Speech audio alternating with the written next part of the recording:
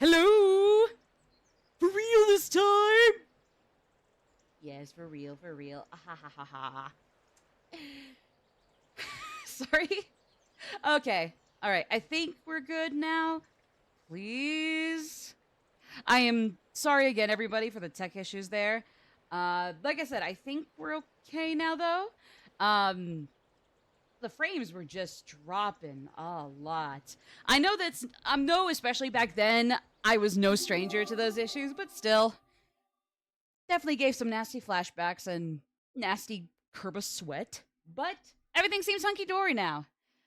Okay. And I mean, hey, might as well start with Yusuke again, because like I said, whether we got it the first time or not, I don't think I've ever started a stream with my Yusuke stream skin. Um, I've started pretty much all of them with On or Panther. Well, I guess 99% of them, because she's been my default one for forever, favorite character. Started a few with Rosie and Ryuji. Never started one with Yusuke, so it's like, hey, might as well do it now. Speaking of stream skins, not something I'm pushing yet, especially since everything for both of us has been busy as hell. But the person I commissioned for these stream skins, Paradoxakumu, check him out on his own Twitch. Cool dude. He made these, and and we're going to be making another batch of stream skins that I commissioned of him soon. I just put it in advance because it's like I wasn't in too much of a hurry, but since these ones came out way faster than I expected them to at the time, it's like, you know what?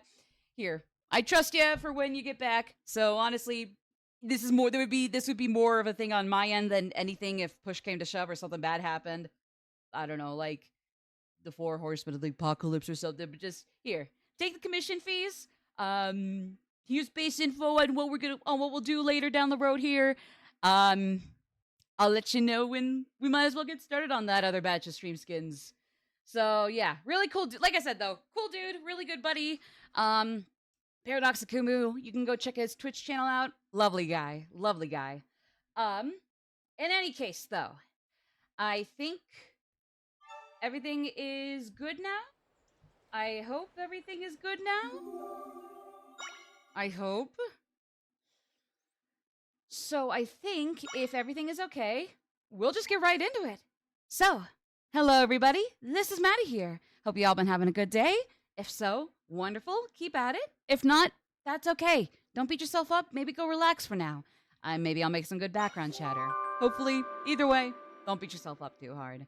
For everybody here lurking, chatting, stopping to say hi and bye, welcome back to The Legend of Zelda: Echoes of Wisdom.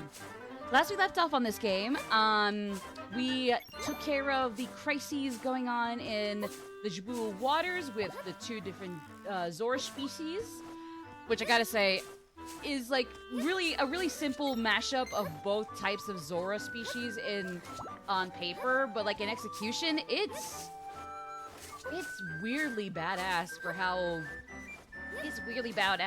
simple it is. It's just like, oh, you take the more fish-like ones, or like I guess more like mermaidish fish skinny ones from the 3D games. You take the more greenish, I guess, yeah, more like fin sprouty, like almost like amphibious-like ones from the 2D games. Put them in the same game, and one watches the seas, the other lives in the one lives in the seas, the other lives in the rivers. They're just that simple. So he took care of their crises, as well as the crises in Gerudo Desert with the Gerudo. Not much confusion there as to what species is able to thrive there. And now, with everything seeming so far seeming to get slowly but surely better, we are off to Hyrule Castle. For those who don't remember, we got an imposter hanging around Hyrule Castle as the king, and originally also his two left-hand and right-hand buddies. Imposters. I'm just gonna whiz on by that. I've got no right to drag that out. So, we have rescued those two. Very creatively named. Minister Left and General Right with a uppercase W, but lowercase r. Snazzy naming conventions, I know. Big-brained. Couldn't even think of that. Honestly, nah, I genuinely wouldn't have thought of something like that. But in any case, so, we are over here at Hyrule Castle to see what's been going on, because, we got General Wright being super gung-ho about things. Minister Left was always kind of the cool, chill one, since they're, I guess, more tactics and strategy as opposed to gung-ho and just action. They're more intellectual as opposed to action-oriented. Or I guess, in a word, it would be, well, I guess... Well...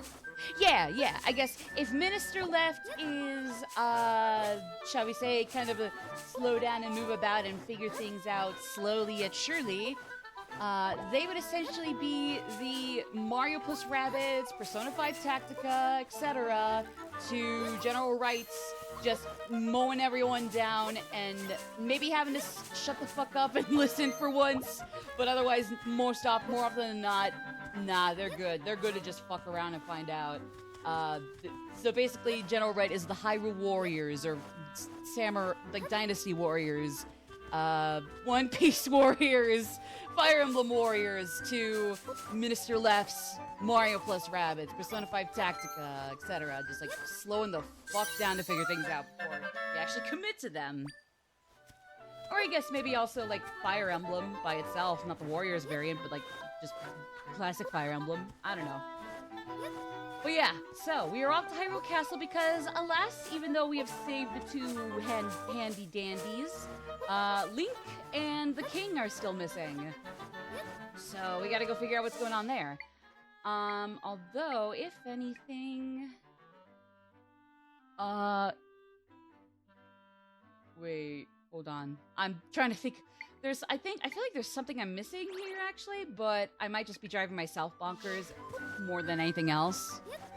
I thought I was trying to do something over here. Let me go double check real quick, and I swear, as soon as I find out if and what I was trying to do, we'll get moving then, I swear. I don't even have all my abilities still. I mentioned this before, but especially since on my personal file, I've somehow managed to get all the way up to what is now, right before the final boss, the point of no return. Right up until then, I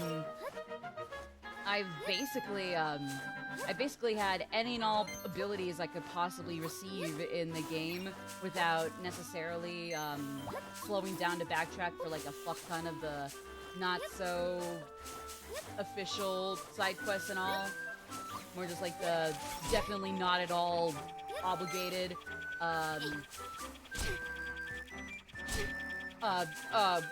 sorry, that was freaking me out. Like, what do I do? Oh my god!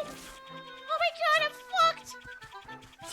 It's this guy I've already taken down and got an echo of. What do I do against them? Ah! Nah, I'm good. I got this. But anyways, so, like, I've had every possible ability I could genuinely ask for without, like, asking for too much. So, having to cut back for this file on stream and essentially work my way back up on another file is honestly kind of cool. I'm excited, and especially because, again, it's not like I've beaten the game yet. Right there, but not quite. So, yeah.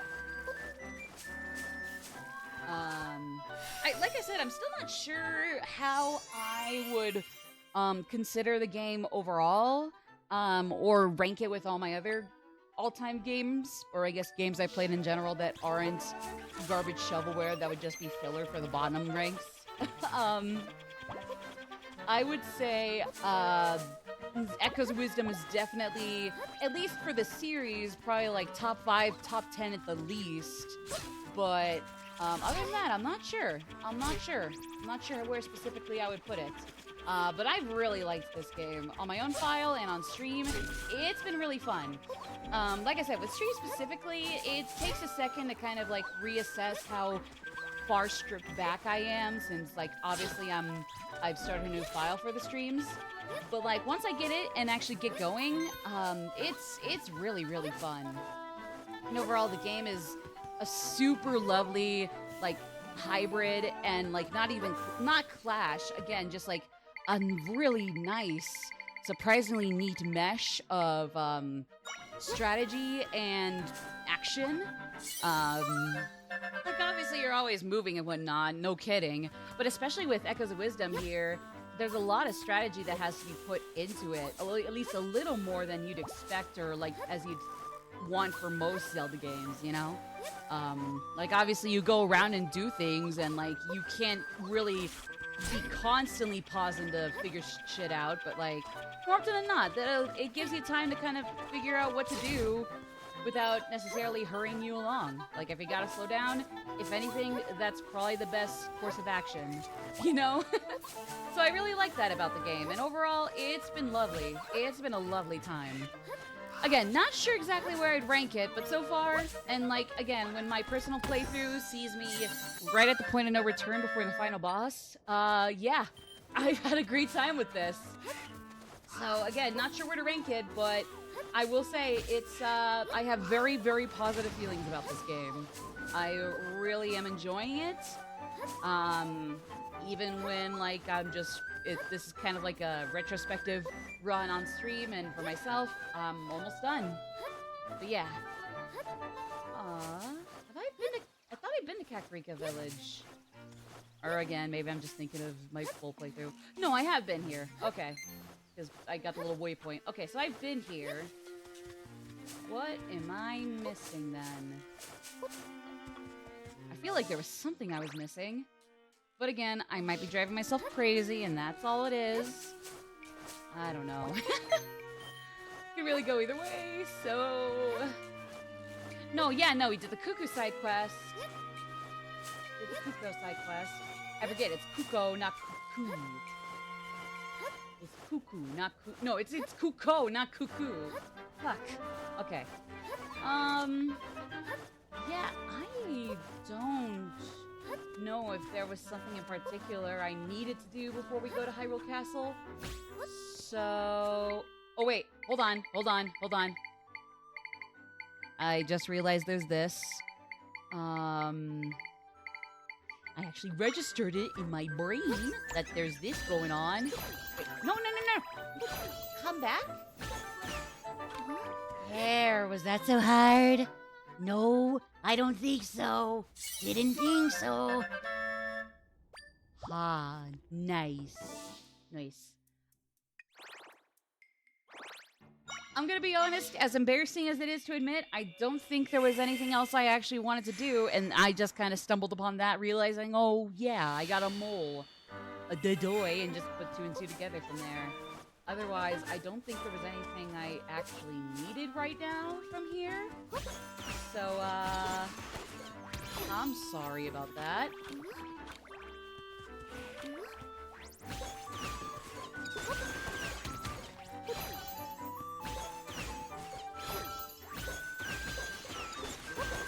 Nope. Come on. There you go. Although sadly, I don't think there's anything here either. What was I missing? Whatever this is? No? Well, this is awkward of me. Sorry, everybody. I think I fucked up exactly what I was trying to get. Oh, boy. Yeah, this is embarrassing of me. I'm sorry, guys. I thought there was something I was genuinely forgetting to get. Well, aside from, like, this heart container I found and that shit over there, but, like, I thought there was something else beyond all this. Don't think...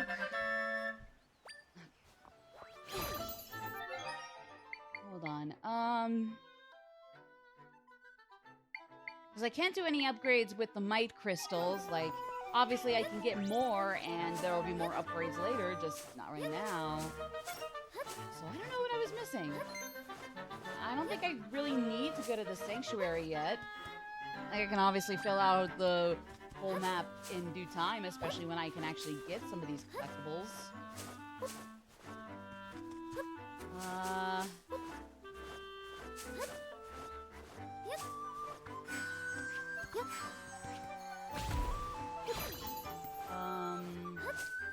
what are you? Think I might have found my ticket to supremacy and giant bestest wisdom. Never mind. Once more, I thought I knew what I was talking about, but guess not. Whoopsie doodles.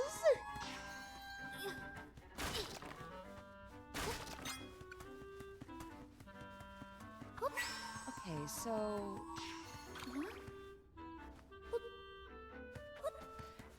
like as much as I love meats and I'd never not down for steak. Yeah, that's right. Eat a dick, she ate Satanaka. I probably don't want to tamper with that. I don't see any other secrets there anyway, so yeah, okay. Oh, this is also a place we don't want to jump into super deep just yet, but might as well get the waypoint unlocked.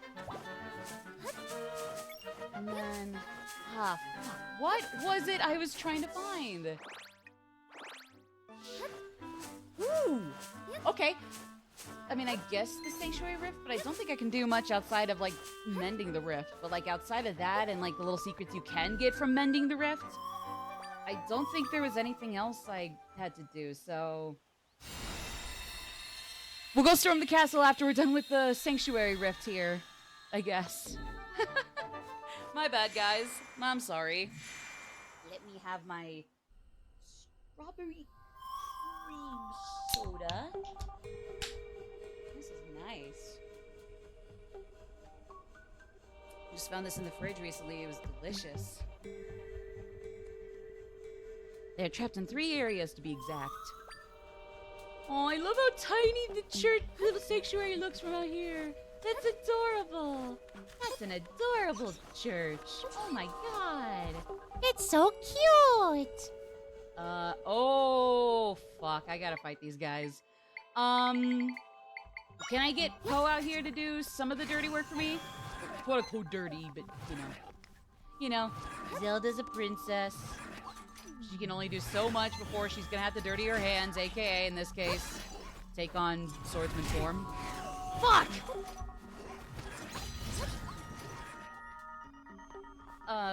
That's not what I meant to do either. Hold on. You know what enemy might actually work? Pea hat! So we get some of the later enemies. This is my old reliable enemy. Hey, there we go.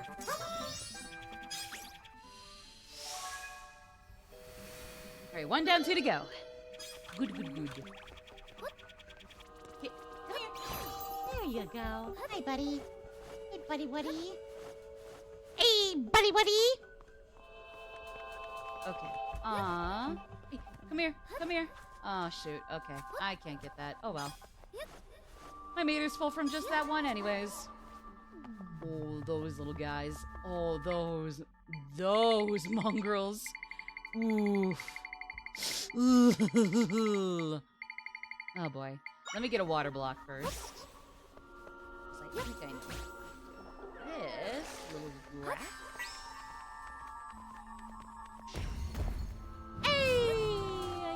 Okay, how do I get it now? Oh, perfect. All right, 1 left. Have I gotten these guys as enemy echoes, or have I not? Because if I haven't yet, let me, if I haven't yet, let me, take at least 1 down before I get going with whatchamacallit here. With the little other tries hidden here. Little try guys. Speaking of try guys, I guess one reminder since it's been a hot minute. Fuck whichever one of the try guys was rightfully dropped because he cheated on his own wife. With a coworker. And apparently is friends with a co-writer of SNL to make fun of the scandal and the response to his genuine debauchery. And SNL sucks. For reasons as gross as that, or just harmless but still bad as other things. Fuck SNL too. It's really a bummer because I mean, growing up with like some certain movies and shows, Ghostbusters being a prime example, especially back then when a lot of the arguments about SNL were that, oh, it was better back then, when it's like, it always was kind of hit or miss. Like, there was always a few episodes that were great, always a few episodes that were absolute garbage, especially given some time. But yeah. But growing up, it's like, oh my god, being on SNL is the coolest thing possible that you could ever do for your career as an actor and or comedian, or even a musician or guest star, you know? Like, if you want to be a special guest on a show, even if your career isn't necessarily in acting or music, you gotta have it be on SNL. And it turns out, nope, not really. It's not really the place to be, to work on, to star in, to be a guest for. It really isn't all that. Not at all. Which was definitely kind of a bummer, like, waking up to that, but it's like, oh, well, not only that, but like, yeah, like, everybody's always like, oh, old SNL good, new SNL bad, and it's like, yeah, I agree, new SNL especially has more misses than hits, but let's not act like back then they had they had a flawless track record, or even a mostly good, partially bad track record. Like, even if it's just from time or whatnot, some of the episodes from like the 80s or 70s just did not age an iota well. Like, not even an iota of it. Not even an iota of some of those episodes aged decently. Like, nah. I mean, I guess granted, maybe they had a slightly better, slightly more hits than misses, but never by that much. So it's definitely a bummer waking up and realizing that, Dan Aykroyd was on SNL.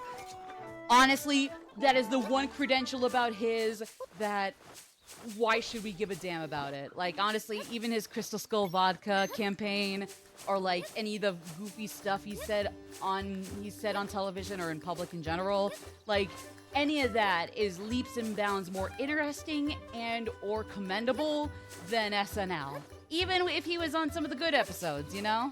Like, even then, it was not all it was cracked up to be in the end. Let's go to Hyrule Castle anyways. What did you miss? Oh, I was just talking about, because our little guy's name, I don't know if Try is a he, she, or they, but their friends are, I guess, I don't know their name, but I guess in general the species is called Try or Tries. So it's like Tries, friends, Try, guys. Then that goes into a ramble about, I guess, into like your on a blue moon reminder that the one guy from the Try Guys who got rightfully dropped for cheating on his wife with a coworker absolutely sucks, especially when one of his buddies, who's a co-writer for SNL, apparently made that whole skit making fun of the actually justified response to his cheating.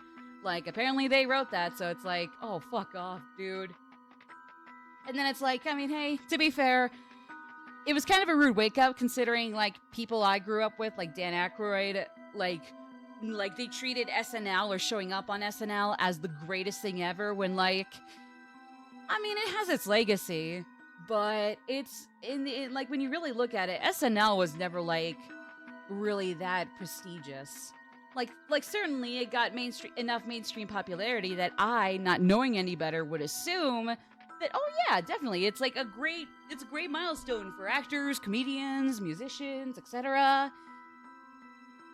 In truth, it's definitely been buttered up. It's definitely got more style than substance, or I guess more press style than substance. I mean, even back then, their track record was never really as good as people make it out to be when they're like, oh, SNL back then was always good, and only now has it always been bad. Like, yeah, nowadays it's absolutely a little blip of like a little crumpled paper tossed into the garbage can, or at least left on the floor because it's that tiny in comparison to how SNL was back in the day. Like, don't get me wrong, it's definitely a shadow of what it was before, but I can't act like back then it was that amazing either. Like, there's a video on it from one guy I watched once on a blue moon. He's buddies with, I think, another one of those guys, Curtis Connor. He has a video going over the majority, if not pretty much 95, 100% of SNL's entire series or entire existence. And I mean, like, he kind of points out that the show was never that flawless, not even back then when it had Adam Sandler, or, in my case, even Dan Aykroyd couldn't save it from having a mostly not even a mostly spick and span track record. Like, it had just as many misses as it did hits, if only because of time, you know? What was the dude's name? What was the dude's name who made that?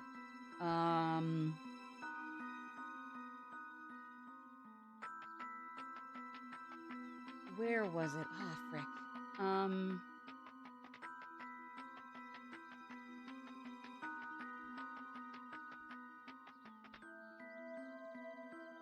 Shoot, I don't know where it is. SNL.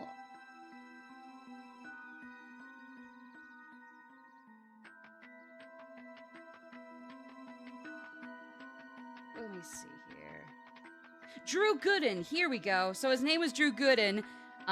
He made a video on well, I guess it was he watched an SNL episode from every season to start. But it kind of proved that like it was never the absolute flawless bomb.com for the acting industry. It's just that I guess Hollywood or the media, and I guess it's sticking around in general, kind of propped it up as something super prestigious. Basically just like all bark and no bite, if you will. Not to say that they never had like any good episodes. Like, there's some really iconic skits out there on the internet from SNL. It's just that even amidst those, you got a lot of duds, and it's kind of unfortunate. I don't know. But anyways, so back to the main game as we are actually playing it. So yeah, even though we've got the right-hand general and the left-hand minister, the king is still missing, or the king, I guess, has been, thoroughly replaced. His death has been, like, any possibilities of him dying or having achieved death in the void, or the rifts, is greatly exaggerated. But so has he been thoroughly replaced in the real world Hyrule. Yeah, Hyrule exists in the real world. You guys ever been to Switzerland? Oh. Duh! Hyrule is in real life! Bingo! Checkmate! Just gonna scapegoat Switzerland to get people to treat it like the Zelda equivalent to Disney World. But yeah, no, I was just a whole little ramble. Just not really anything serious. Just like, if anything for me, it was kind of sad to wake up and realize that, oh, SNL was never perfect. I mean, it had its hits, but it had many misses. And I don't think it took the now especially abysmal to watch Elon Musk Wario skit for... I wish it didn't take until just that for people to realize this show right now is not good anymore. And even then it was like, oh, this show is bad now. It's like, nah, it was always kind of rocky. Just had maybe more hits than misses, but not by that much. And it just was never great. Again, just got propped up as something bigger and better than it is. Clearly, the fraudulent king is trying to frame us as the imposters. Don't think it, don't say it. Off topic, but Batman Arkham City has the best Harley Quinn design, in my opinion. Remind me which one that is? Or actually, here, let me look it up. Batman Arkham City. I mean, because I know the one with the blonde twin tails and the crop top shirt is arguably still fairly iconic. If only because it's, like, newer and whatnot, and I hear that Harley, that iteration of a Harley was one of the better bits of those movies, or those incarnations of the Suicide Squad. Oh, this one! I don't think I've seen this one, but honestly, Ooh. I'm not sure if I have a favorite design per se, but I will also give props to this one. It's actually a really nice hybrid of her like full jumpsuit clown outfit and I guess the ones from Suicide Squad and Birds of Prey and all. Like it's that's actually a really neat hybrid of the two general incarnations. I don't know if I have a favorite, mostly because I'm like, again, just kind of dabble into certain things I'm not otherwise hyper fixated on. But like, yeah, that one's really cool. Like I said, I like it. Again, it's kind of like the best of both, like general designs for Suicide Squad, Birds of Prey, etc. Then the TV show and all, mesh them together. You kind of got that as like a little homage to both, and that's cool. Yeah, nah. It's like, I mean, I understand why people just all around would still prefer the full clown suit and all. If only because, like, again, outside of apparently Harley Quinn herself and with that, like, crop top baby girl incarnation, like, outside of that, outside of her, those movies or media were not great. I don't know. So I hear anyways. But like, if you wanted to lean a little more back into that, despite some of those movies being very, you know, bleh, yeah, just like I would say this is probably the best of both worlds. Yeah. Oh yeah, no, absolutely. It's hot too. It's hot as well. Like, I mean, like, I'll be honest, as much as I love On, there is no way in hell I could actually IRL try to do her pigtails justice. Unless I figured out how to actually style my hair to have twin-tail, pigtail-esque things.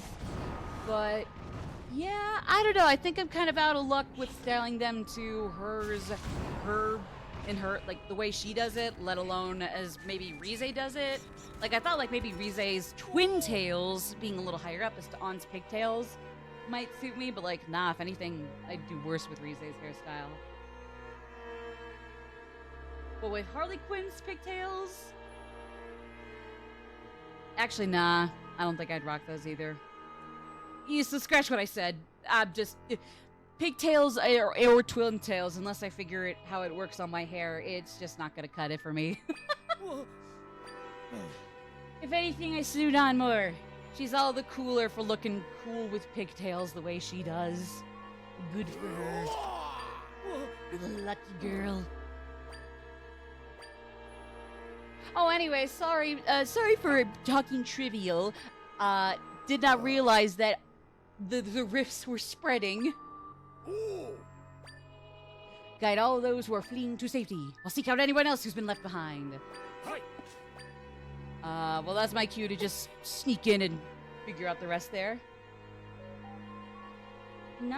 I don't know who she... Oh! I think I know who you're talking about now. Never mind. I'd rather not get too deep into problematic voice actors, especially since I guess we like talked about many before in the past on the stream, but no, that one was like seeing how she turned out to be was definitely a disappointment. Especially since like I liked Extreme Ghostbusters as a kid, not nearly as much as most of the other as like the actual OG cartoon or the movies, or at least the first movie.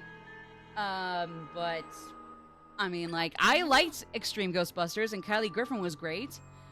Just a damn shame that yeah, she shares that voice actor who is a racist Zionist, like horrendously egocentric douchebag. It's not even funny how awful she turned out to be.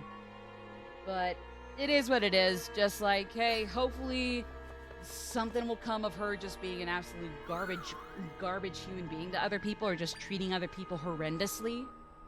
It's just definitely a disappointment. Back to SNL, why was Peach speaking an Italian accent in that sketch? Honestly, that was kind of the thing with Elon Musk with that whole skit in general. Like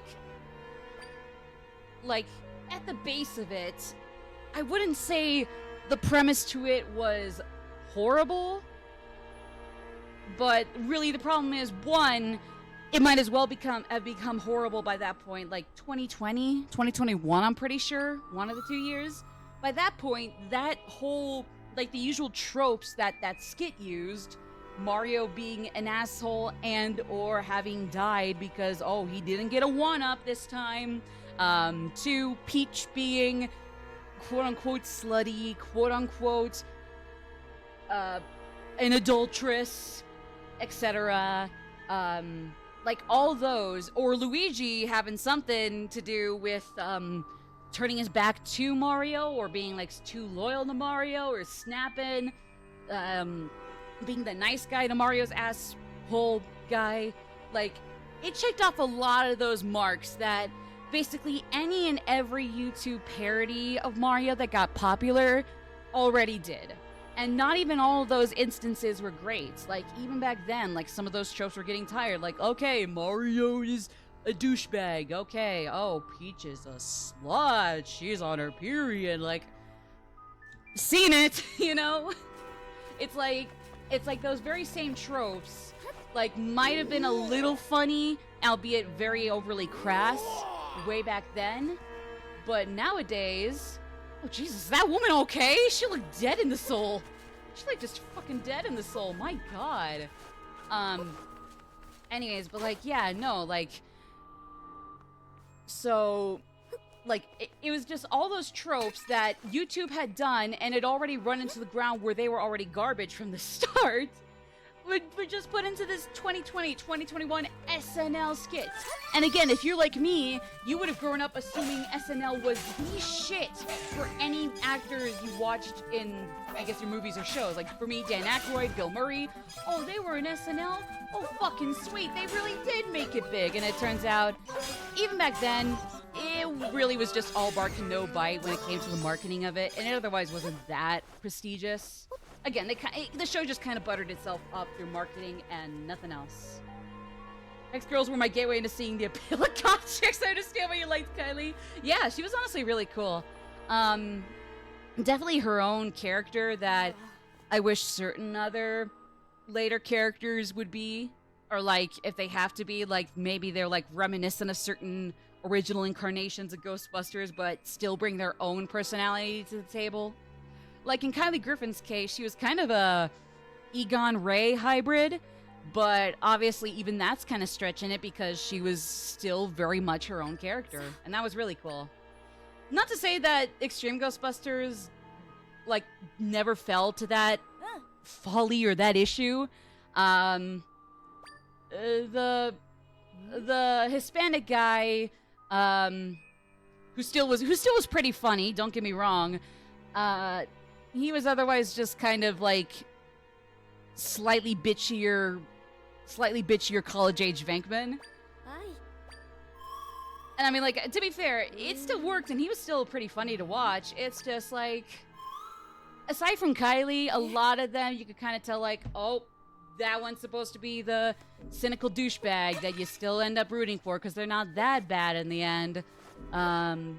Like, oh, that's the super energetic one that is, like, overly excited for things that might be exciting or, like, get your adrenaline pumping, but are still pretty serious, like people fucking dying or people rising from the grave. The mass fucking hysteria. Yeah, Eduardo. I still think it was funny, don't get me wrong. It's just that, like, by the time you get to the guys... you can kind of tell, like, oh, that's supposed to be Venkman, few nips and tucks aside. Oh, guy in the wheelchair, awesome. Oh, wait, oh, well, I mean, yeah, but, oh, he's still just basically Ray. To be fair, I think Roland was the black guy in that. To be fair, I would say he and Kylie kind of fared a little better. Like, I mean, at first you're thinking like, oh shit, it's just gonna be Winston 2.0, but it's like, nah, if anything, he's also kind of got some Egon blood. He's got his own inner Egon. God, I wish I had an inner Egon. Would have saved me from a lot of the clumsy shit I would end up in later in life. But like, no, like, he kind of ends up being his own character, like, being reminiscent of those two, but still kind of bringing a lot to the table. Being, like, a lot more shy, if anything, but, like, you know, gets things done all the same, just at first is, like, super shy and not even a way where he's just quiet but calculative. Nah, he's just, like, he just always seemed kind of bashful or kind of like super duper introverted. Garrett even looks like Ray. Yeah, I will say that like, I mean like, at least Eduardo and Garrett were pretty cool. Like respectively Venkman 2.0s and Ray 2.0s, or I guess if I want to be consistent, Peter 2.0s, Ray 2.0s. It's just like, yeah, aside from one being Hispanic and maybe a little more crotchety and bitchy, and the other being like genuinely kicking ass in a wheelchair. Like aside from that, I kind of turned a blind eye to how they still kind of bear resemblance to the two that they're very obviously trying to emulate, you know? Like I said, like, again, Kylie is kind of an Egon Ray hybrid. Roland is an Egon Winston hybrid, but at least there's a lot more to them to break them apart from that initial two-way mold, you know? And again, no disrespect to Eduardo and Garrett, they were still pretty cool. That's just where, like, they probably should have broken the mold a little more, so it wasn't too obvious what was going on there. But, yeah. Where the hell am I supposed to go? Hold on. I'm so sorry. I'm trying to figure out where I gotta go. Save everyone else who has been taken in by the... Oh, you know what? Duh! Well, actually, first of all, let me check in here. Okay, no, but I know what's going on here. Hold on. Also, have I missed anybody in chat? Ah, frick. Sorry. This isn't Metaphor. Nope. And honestly, considering how I struggle to even now juggle 3 games at a time, breathe a sigh of relief that this isn't Metaphor yet. So I will say, it is definitely very high up on the upcoming lineup of games. Trust me, I do want to get to it at some point. Ideally, actually, just play it blind on stream, not even do my own save file for my own time. Just play it all on stream. It's just definitely cannot be right now. But yeah, okay, but anyways, in that case, hi Ennis, good to see ya. Good to see ya. And I mean, like, hey, to everybody who actually is able to bark or bank on Metaphor being out and still brand spanking new and fresh and clean, happy belated Metaphor release day. I said that on the actual release day, but oh well. Again, happy belated Metaphor release day. And Sparking Zero. I'm not into Dragon Ball or the fighting games, but that sounds like it's a really good licensed fighting game. Absolutely goated. But yeah, did I miss any other chats or whatnot? I mean, Kylie had to be distinct from Egon because Egon was still there. Very true. Very true.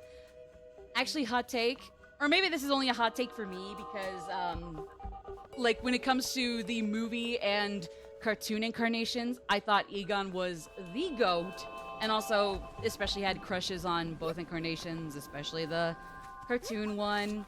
Like really in the real life, that Pompadour and Rat Tail, especially with how blonde and curly it is, would just would not work, no. But somehow cartoon Egon absolutely ate that up. It was not even funny. I don't know. All that to say that it's like, it's a wonder I love Janine just as much looking back on it, because like, oh boy, the Egon simpery was immense when I was a kid.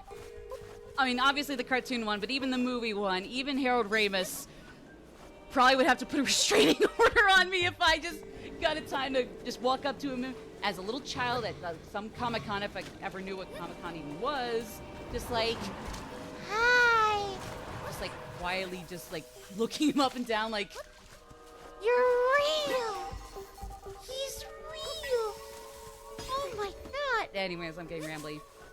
Anyways, so hot take, honestly, while I was glad to see that my favorite Ghostbuster was back in Extreme, I did not really care for Egon's design in that show.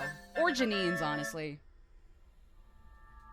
It's very sad to admit, but I really did not like either of their designs. They didn't look bad, but, like, they just...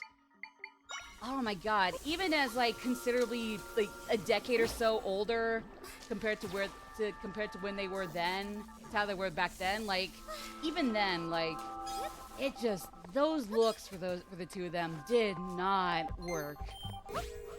Admittedly, right now it's genuinely hurts to admit that, like, my goat was never always that hot. But, oh well, my loss, you know? Or maybe not my loss. I don't know. Again, it's me being a little grandiose. But I mean, like, hey, other than that, I liked Extreme Ghostbusters. And again, Egon and Janine were great to have back for most, if not all, of the series. Just, even for having aged a decade later, they could have looked way nicer than they did in the show. I mean, like, the show as a whole, like, had a very kooky French and, like, somewhat jarring art style, but it was still decent and still got the job done. So, like, I don't know how or if or how they'd be able to, like, I don't know, make a 40-year-old Egon and Janine I'd actually find still good looking.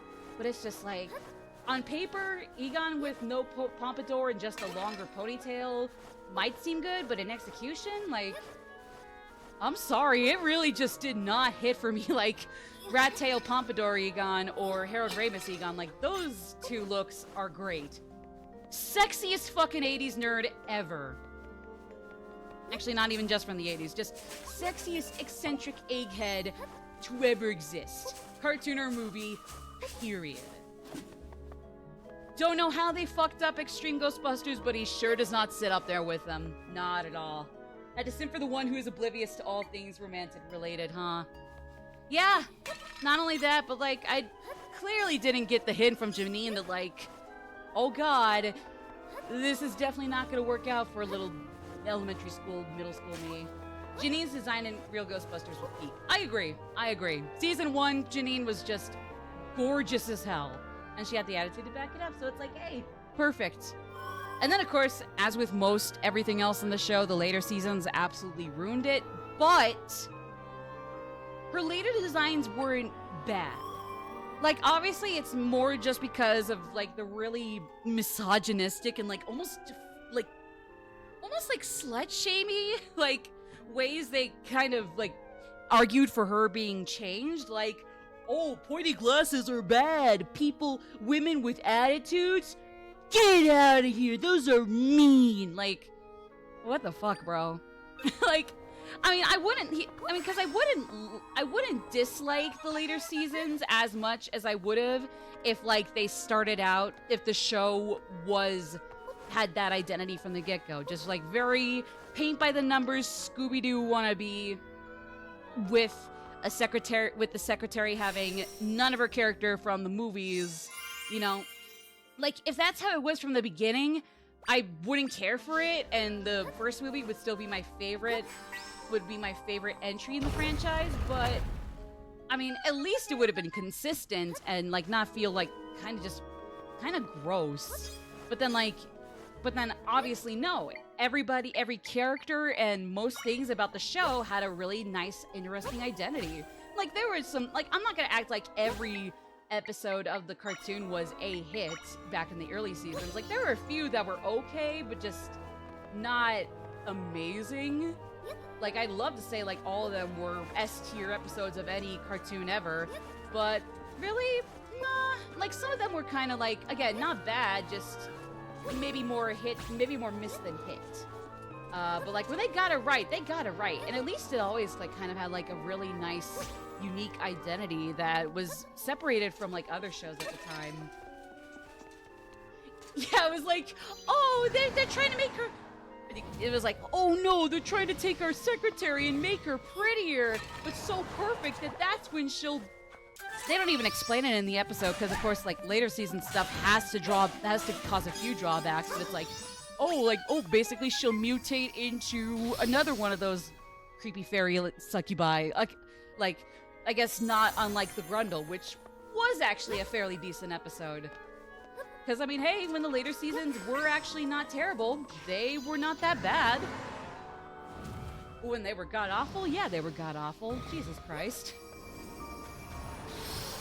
But I guess my point is, like, if it started out with that, like, very by-the-numbers, hitting up all the tropes to an obnoxious degree, kind of like Scooby-Doo ripoff, I mean, it would still be pretty whatever and would not be my favorite entry in the franchise, but at least it would feel a little more organic, or at least it would feel a lot less egregious. Like, nah, it had its own identity back then, and they completely squandered that, and I would say that's where I personally kind of, like, take issue and am a lot more bitchy about it than others might be. I think it's not bitchy, but, you know, just, like, definitely don't care for it nearly as much as I would. Sorry, I forgot what I was gonna say.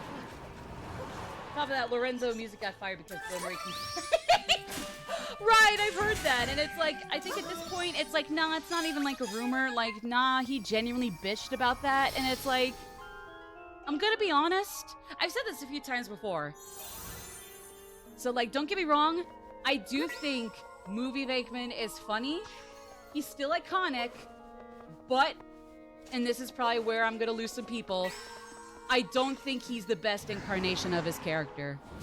I think, whereas, like, with the Egons, I'd say, give or take, they both were great. With the Rays, I would say, actually, the movie one was slightly better, but the cartoon one was really great.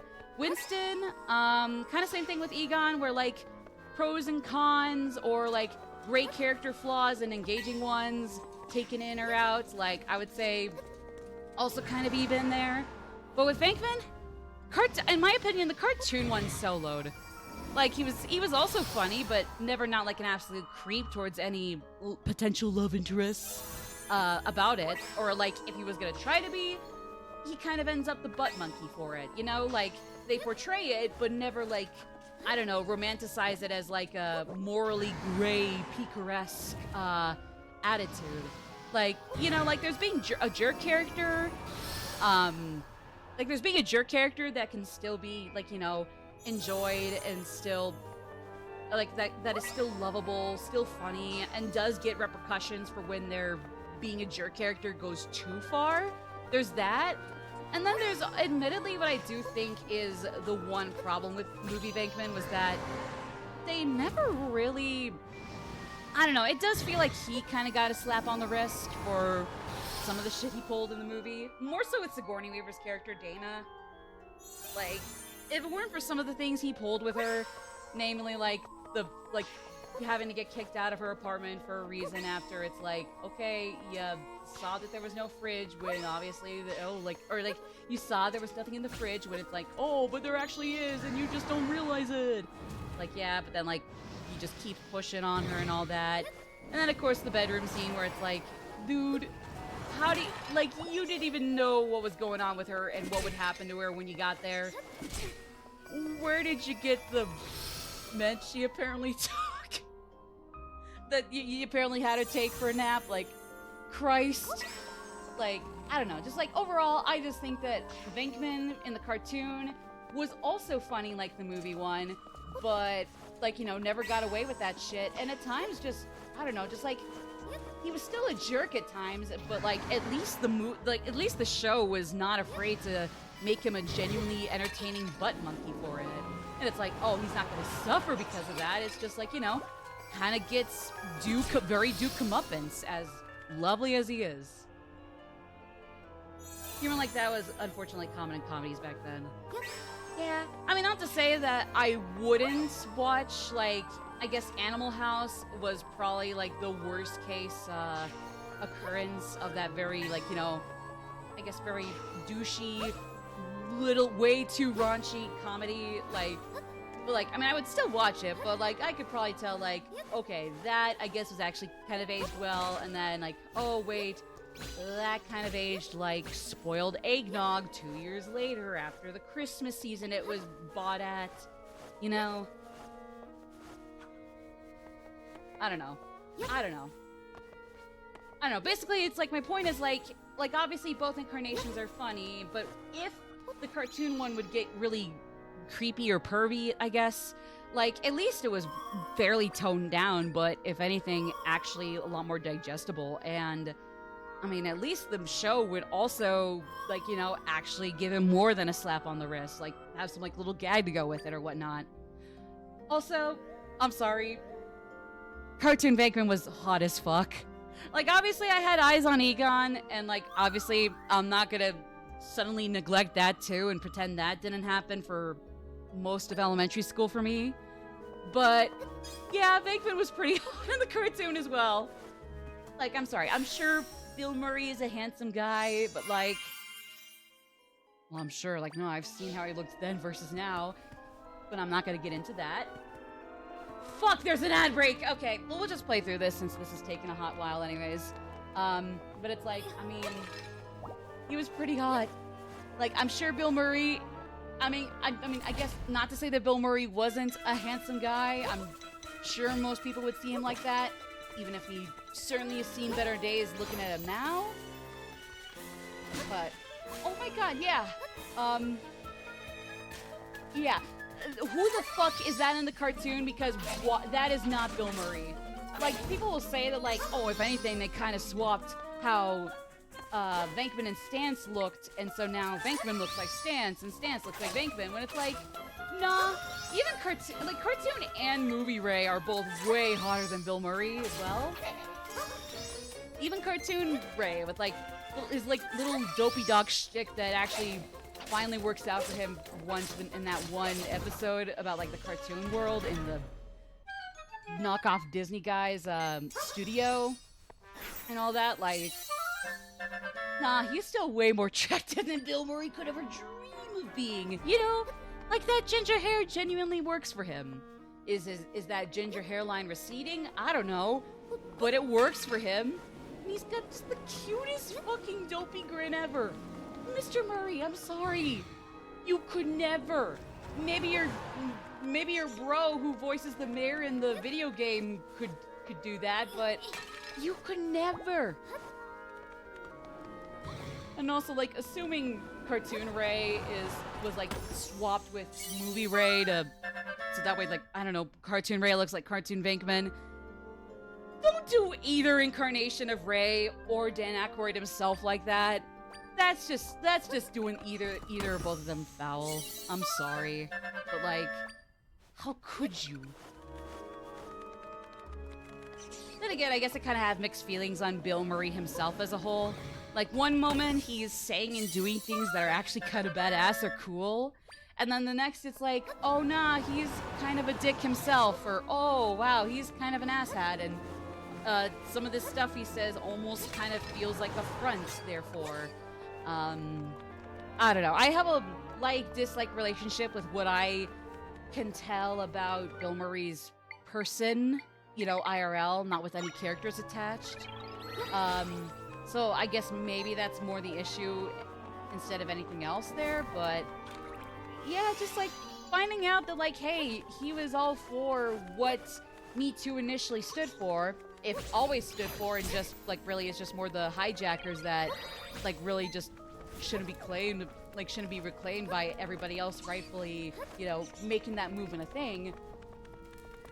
It's like, oh, one moment he's doing that, awesome, and then the next it's like, oh, nah, if anything, that's kind of a front because a former co-star, female co-star, mind you, had some very, very gross confrontations or very gross scenarios involving him, and it's like, oh, well, that just happened. Laugh track and roll credits and all, but I don't know. Jokes in Animal House fall between still funny and, oh god, that was supposed to be funny. Yeah, like, obviously I know people get annoyed by laugh tracks, but once in a while I can't help but feel like, hey, this thing, some obvious jokes here. I know some of these jokes are supposed to be obvious, but, or like obvious jokes, but I don't know, just kind of didn't really mesh. Have we considered getting a laugh track just for some of us people who are supposed to know what the joke was back then? So that way we can kind of just be like, kind of just like, I don't know, grieve how it's certainly not funny anymore. I don't know. Kind of like the same thing where it's like, I mean, you roll with the punches, obviously. You roll the punches, you know, like, you kind of have your disclaimer where it's like, some of this actually aged pretty well, and other parts it's like, oh no, not at all. But it's like, can we get a laugh track just to tell us when the not so great jokes were funny at the time, or when they were, and I don't know, something.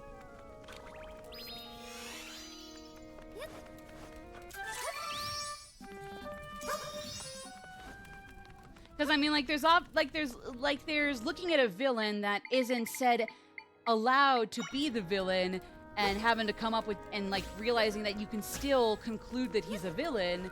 There's like that, and then there's like, you know, obviously stuff that was supposed to be funny, but in hindsight, it's like, no, it's not funny, and it's not even like that property is necessarily making fun of the not apparent butts of the joke, you know?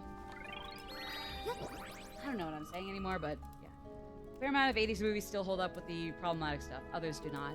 No, I agree. Like, I mean, like, obviously, I do think the bits with Peter and Dana were so fucking awkward. Like, I guess the only exception where it wasn't nearly as awkward was, like, when they met outside of, I'm assuming, one of Dana's symphony orchestra rehearsals. Like, that was a point where the two were interacting that wasn't uncomfortable. But, like, everything else outside of that, or maybe also, like, maybe like when Peter pulls her out of the petrified terror dog carcass at the end. Like, I would say maybe those moments were pretty nice between the two. Sadly, though, I feel like every other trying to be somewhat goofily romantic interaction between them was just not great at all. Although you don't act like a scientist, you act more like a game show host, was peak comedy. But again, that came from Dana, not Peter, so I mean, like, I don't know if that really counts. That's what we're talking about. All that to say, though, like, don't get me wrong, movie Venkman is still great. He still has his great lines, and I'm not gonna take away how vitriol yet hysterical they are on repeat watches, especially. But what did not age well definitely did not age well, and then I think that's where the cartoon vaping comes in and absolutely just trounces it. When Lorenzo Music was being Venkman Garfield, apparently, like, oh my god, what an outrageous thing to do for casting. Because yeah, honestly, Garfield was the better Venkman. Sorry, Murray. You might as well fire me from my jobs. My 2 part-time jobs, one work from home, one on a actual site IRL. Better fire me from that and have the guy from Full House take my place. Cause how dare I? But yeah, nah. Mentioned the nerds age like goat milk. I have not heard of that one. Like, I don't deny it exists. I don't know what that one is. I was initially gonna say, oh, is that the movie where they had a stealth promotion of Mario 3? But like, no, that's The Wizard. I mean, also, that one also aged pretty blechly, but still. What the hell am I supposed to do here? I have no idea what I'm trying to do. What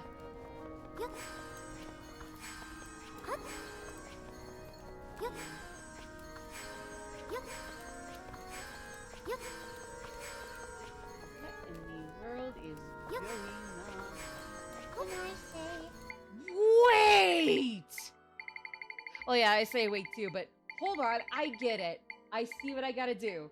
Hold on. Anyways, I've never heard of Revenge of the Nerds.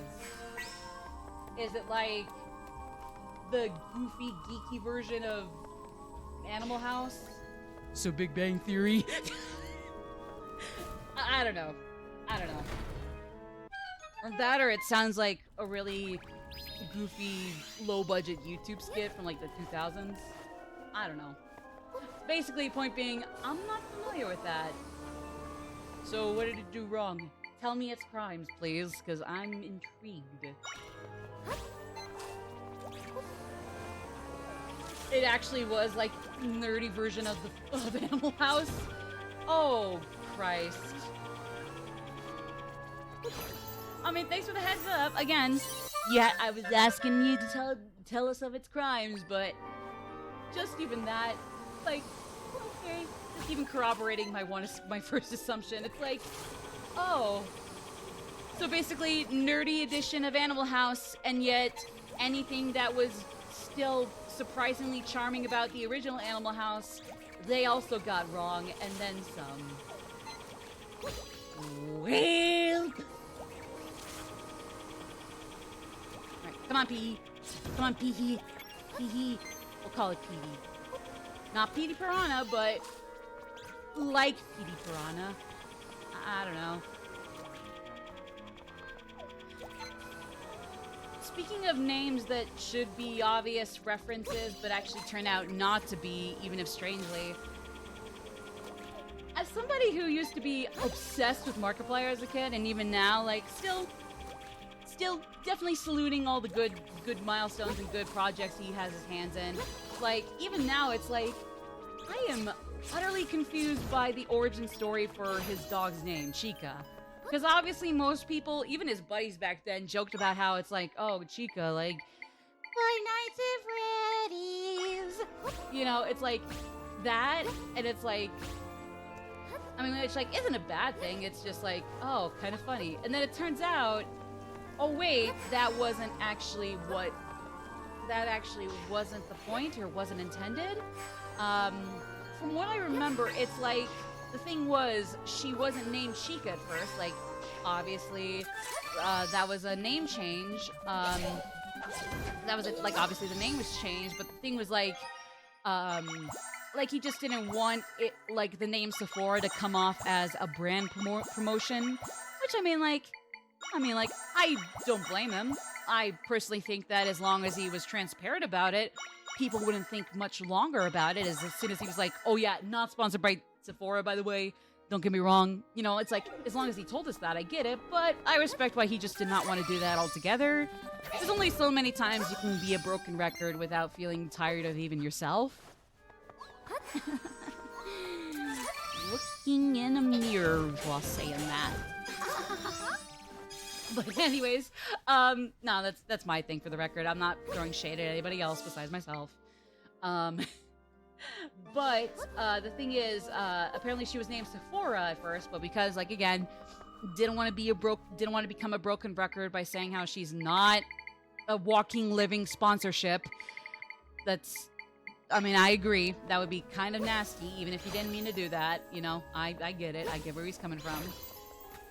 But then it's like, I guess, apparently the dogs listen, when it comes to a dog's name, usually they'll listen and respond if the name has the same, last syllable, or last word, last letter, last syllable, something like that. So, I guess at some point he was thinking Sephora, Aura, Chica. So then it's like, I guess he decided with that, and it was like, okay, your name is Chica. Hey, Chica. Okay, now you're not Sephora, you're Chica. Hey, Chica. Yay, Chica. And then even he kind of, like, rolled with a lot of the FNAF references people, or I guess Chica FNAF references people made, subsequently. Which, I mean, like, hey, as somebody who hopes to, like, you know, keep rolling with the jokes with a kind smile, like, I try to be good at that, but sometimes I falter, you know? Like, sometimes jokes can be a little nasty, but when they're not, like, you know, it's definitely good to kind of take those nicer ones with the smiles, too, you know? But I guess it's like, I guess the only thing I get kind of confused by, because, like, one, I only just recently kind of figured out the story was something like that, and, like, two, was there no other name that came to his mind that ended with or Sephora, Chica, that ended that way but wasn't Chica? Or am I actually thinking, like, because, like, the few other names I could think of would be, like, maybe Clara, or Adila, or Dana, you know? But I guess, like, even then, I guess those aren't necessarily dog names, or they wouldn't quite work as well for dogs. So I guess in that case, Chica is still the better one. But I guess it would be that, but I guess it's like, I'm surprised that it took Mark apparently, like, even a good extra, like, little few minutes of time or more after the fact that he kind of realized, like, a second, you know, like, Wait a second. I know what else this name is for. like, I guess I'm just kind of surprised he didn't realize that at some point, but again, even I kind of have my little, like, brain goes out from under me moments like that, so at the same time, am I really one to talk? God, no. Like, I'd probably make the same mistake, and yet it would take me days to kind of look back at naming Chica, despite having played Five Nights at Freddy's back in 2014 and popularizing it. Like, it would take me days longer than Mark probably needed to realize, oh, you know? It's no big deal. I just think it's kind of a cute story, albeit definitely very funny that it didn't even occur to him at the last minute. Just kind of like, not even like to like then pedal back and change it. Don't get me wrong. Like, nah, I think Chica is still cute with or without the funny simile, or with or without the funny coincidence there, so to speak. I think it's a great name for the dog. Any dog, really. Well, I guess not Cash. Cash is better than Chica in Cash's case, but still, it's like I guess it's just kind of cute more than anything. How it's like it apparently took him a little longer to realize. Oh, hey, wait a second. You don't think people are gonna assume that's named after a character from one of my most popular Let's Plays? I just think it's kind of cute. Like I said, not much to it. I just find it adorable. But again, even with or without that reference, Chica's a cute name. So I mean, if anything, Scott Cawthon should be ashamed if he thinks he has any right to, I don't know, put a copyright law on Chica. Now, Chica the chicken, I mean, I guess fair enough, as long as if it's in that sequence of wording, I guess, you know what? Fine, DMCA away, Mr. With your Billions upon millions of dollars. woo or something. Fuck! Of course I missed that. God damn it. Okay. Yeah, you start scrambling. Oh boy. Alright, oh reliable. Thank you. Okay. Oh reliable! Thank you, oh reliable. Alright, oh reliable, let's go again. Oh reliable, go again. Hurry, oh reliable!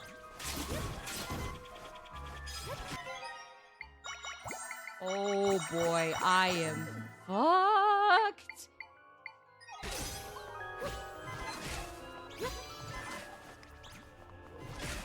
Get the fucking Moblin, you stupid rat! That's not a plant anymore. That is officially a rat. I said it. I am so brave for saying that. I know. I'm so brave for saying that. Go, me, go. Hey, fuck you, fuck you, fuck you, fuck you, fuck you.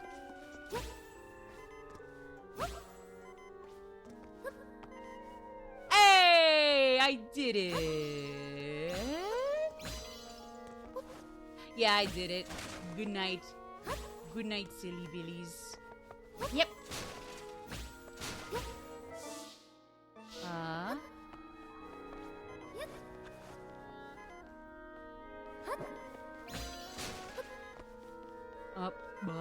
What am I doing? What am I doing? Oh, I get it.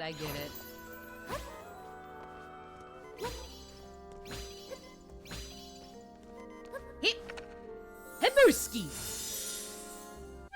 Yuppie! Okay. Now...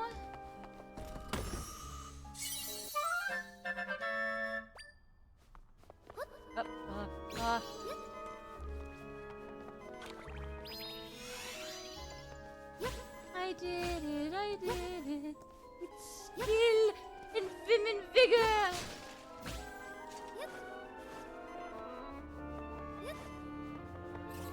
The vim, the vigor. I have it in spades. And then some. Oh yeah, not just in spades. I have it in spades plus then some. Okay. Come to me. Oh, yeah. Still still better to look at than the fucking Animal Crossing hyper-realistic little buggers. Those and the tarantulas just, ugh. I mean, good for people who were able to stomach them long enough to do like tarantula and scorpion hunts for bells. But I could never. I couldn't even play Animal Crossing at nighttime because like the hyper-realistic ones where I very much drew the line when it came to stomaching the creepy crawlies, so to speak.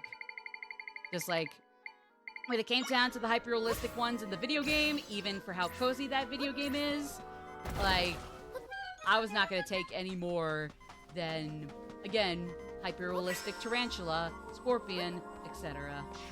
By the time we were reaching those instances in the game, I was ready to call for automatic night curfews for Animal Crossing New Horizons.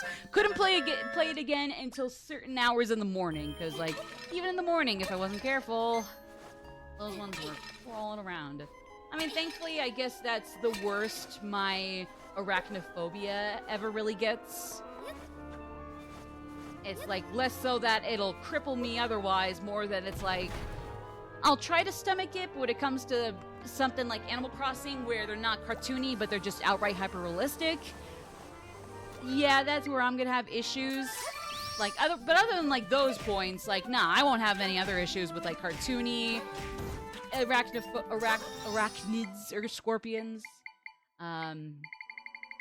But yeah, Animal Crossing New Horizons and the Animal Crossing series, I guess, is a new to that. That's where I drew the line. That's just me, though. But anyways,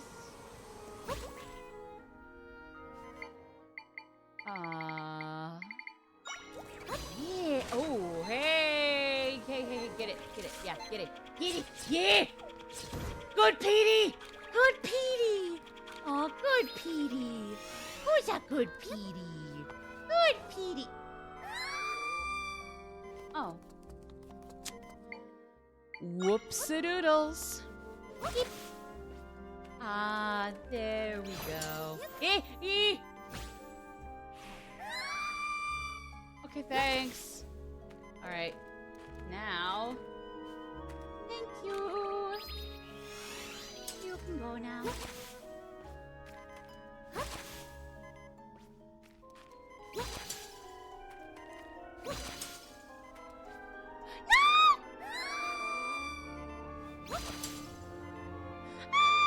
To you too, game. What the hell? Okay, come on. Please. Please? No! What the fuck? Alright.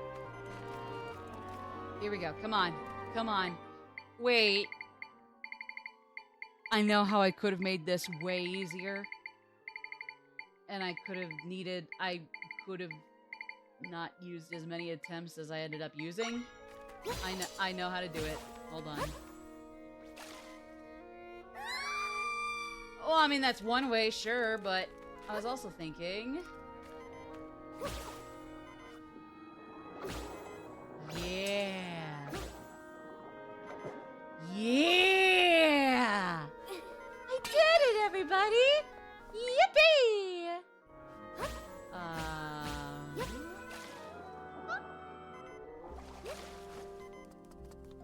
I did it, everybody! Yippee!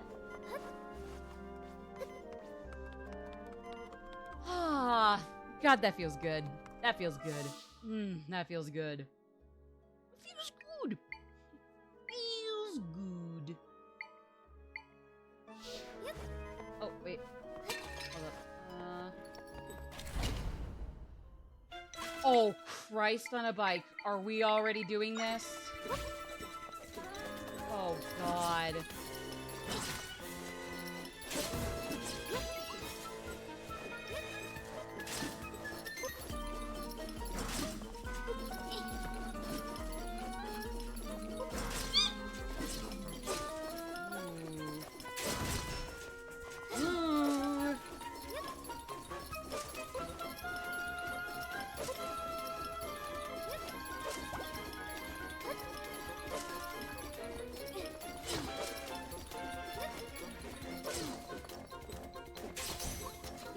Eek! Ooh! Eek! Ah!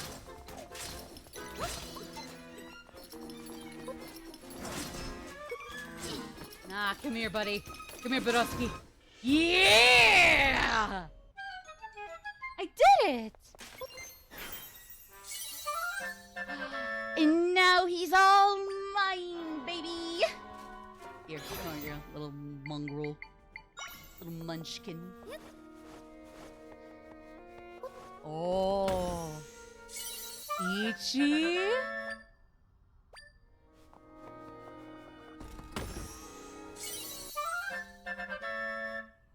Dos? Three.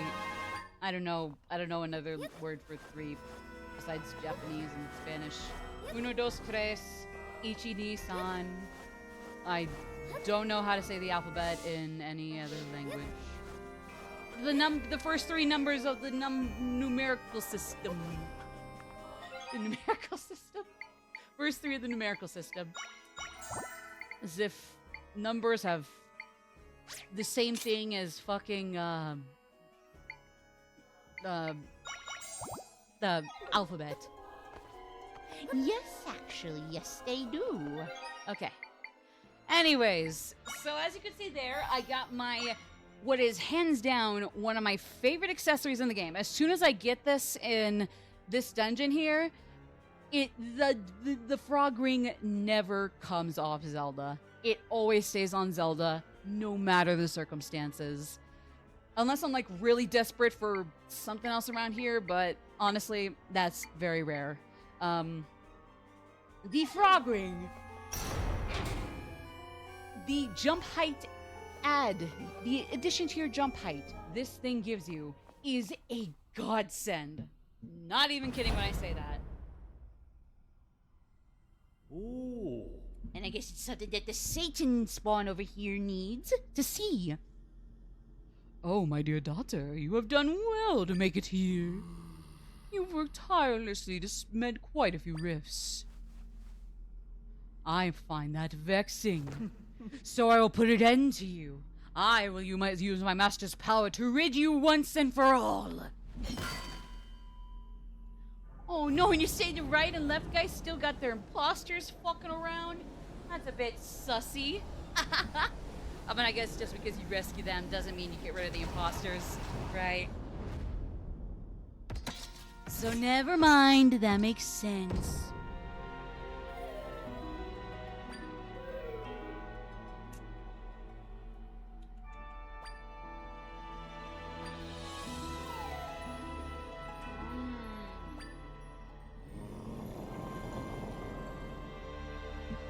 Sorry, it was just 7 soda. Strawberry cream. It's delicious. I am Ganon, the demon king who reigns over the darkness of this world. Oh my god, that's gonna destroy me. No one can defeat me! Crumble to dust in the wake of my dark Power. Hoi hey!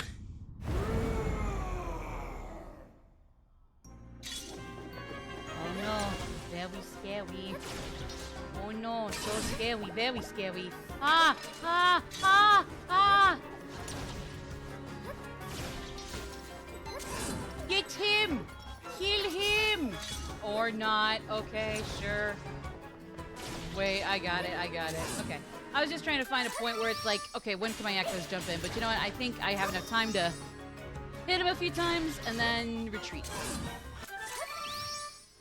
And repeat. Revert one more time just in case. Yeah, I wasn't gonna get in there. Oh, yikes. I definitely wasn't gonna get him there. Oh, wait. Oh, never mind.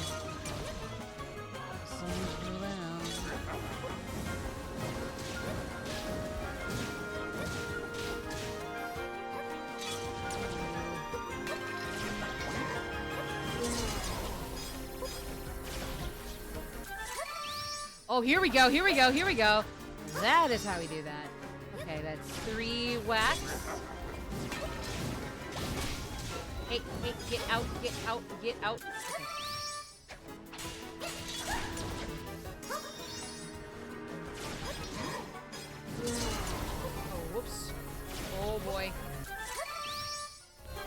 go, go, go!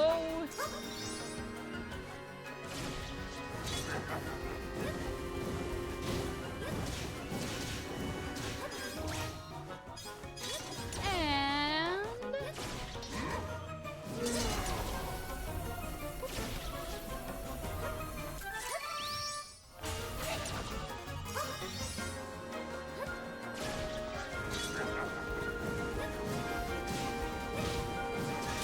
Oh, ooh, ooh, ooh. Okay, hold on. Okay. Ah, fuck. Okay, I need to get a potion real quick. That's... I really don't need anything for my swim speed, but oh well. I really only got that for energy.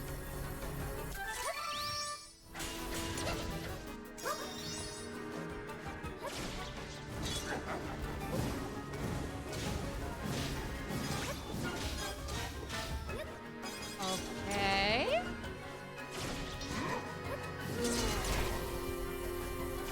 Ow. Fucking ow. Yeah! Hey! Wait, oh wait, we're not done, we're not done. But we're halfway through.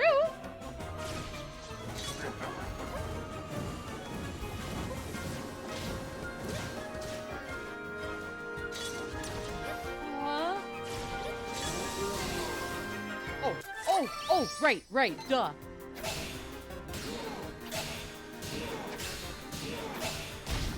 A classic. Classic fighting style. Classic technique.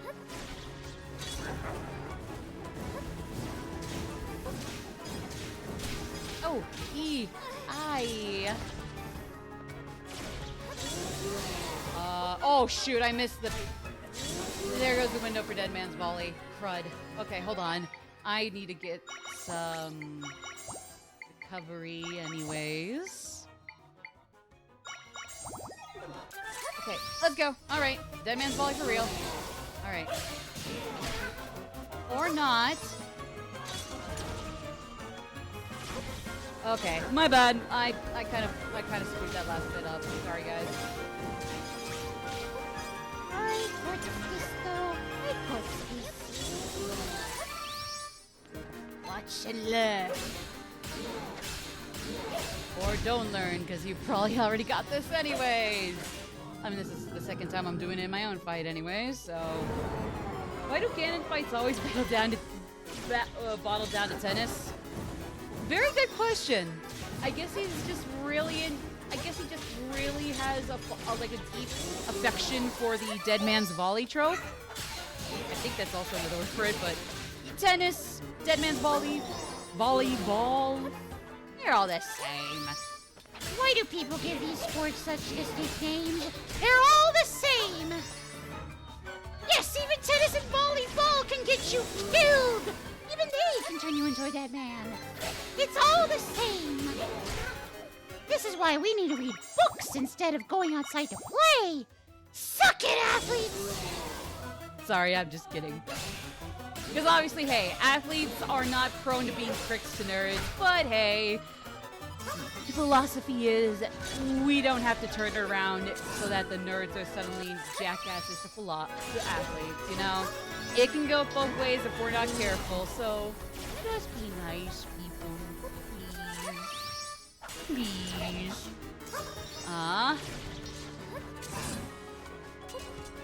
It is gonna turn into a volley here.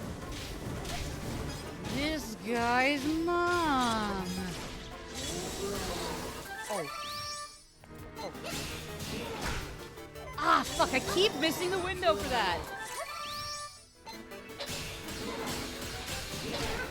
Okay, I need to clearly get myself some room. Okay.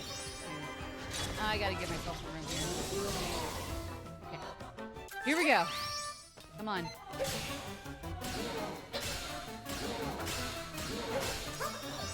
Oh, oh! Come on! Go ball chain! Go ball chain! I think we made it. Okay. Oh, shoot. Oh, please tell me I got a fairy. Okay, I got a fairy, so I'll have one pick-me-up if necessary. But it better damn well counts.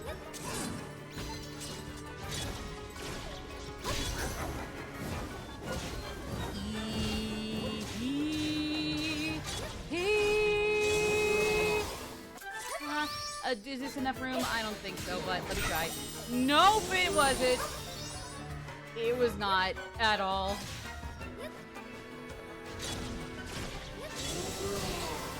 Ganondorf? Yo, Ganon, give me room, you bitch.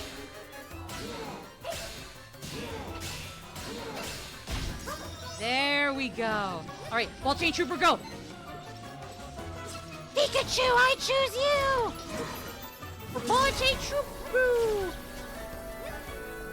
It works. It works. It works. It does the job. Ha, ha, ha.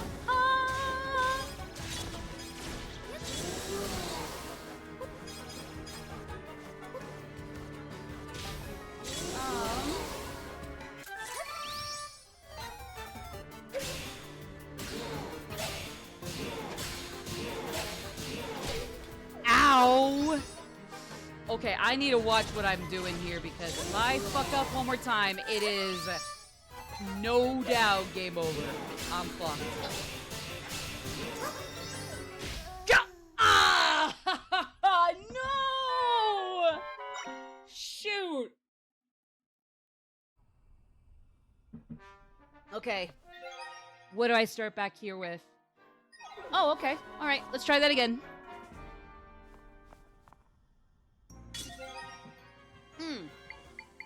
Well, what I am gonna do, because I think it'll help, the health there doesn't really matter. It's just really the energy I'm looking for. And actually, what might also help is just pulling ball and chain more often, since they can get a few hits in before Ganon's axe axes them off. Or no, I guess that's more of a bite two-headed trident? About to say Biden, but nah, that's got threes. That's got a threesome pronger. Yeah, I really did. Me and my abominable hexing upon thyself. Like, man.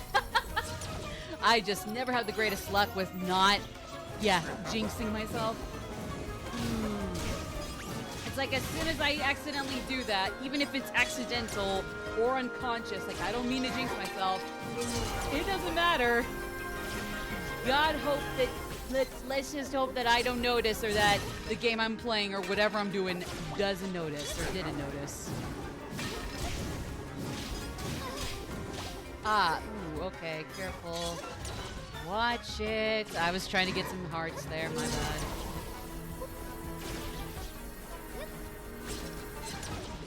Oh, okay.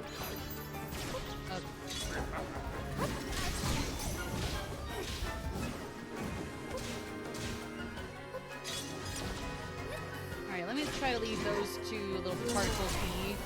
See if maybe I can, like, run back around for them.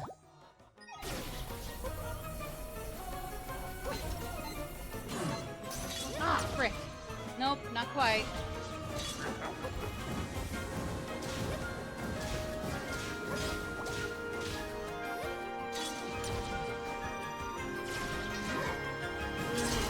Okay, let me see. Come on. Okay, let me just do swordsman. Just vanilla swordsman instead of relying on ball and chain. I guess I'll call him Goldie. I'll call him Goldie. Goldie balls. Or yeah, I guess, I can make some good. Thanks, Homer. Brilliant war strategy and inspiration. Homer Simpson. He's probably had his own, like, I don't know, tactical game, not unlike Mario plus Rabbids and or Persona 5 Tactica. Maybe even, like, I don't know, just straight up a Fire Emblem clone. I mean, hey, they've parodied shit like Death Note. I don't think a slightly anime-inspired Nintendo game is too far of a stretch for them, you know? I'm just saying.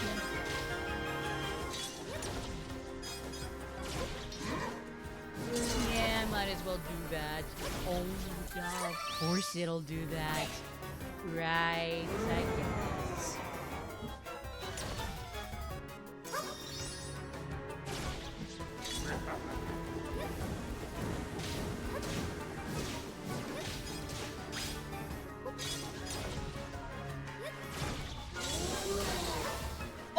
shoot! Okay, here we go. All right, Dead Man's Volley. Yeah, let's do it justice. And go, go, go, go. I'm just gonna thwack at him non-stop. And these guys will refill my energy.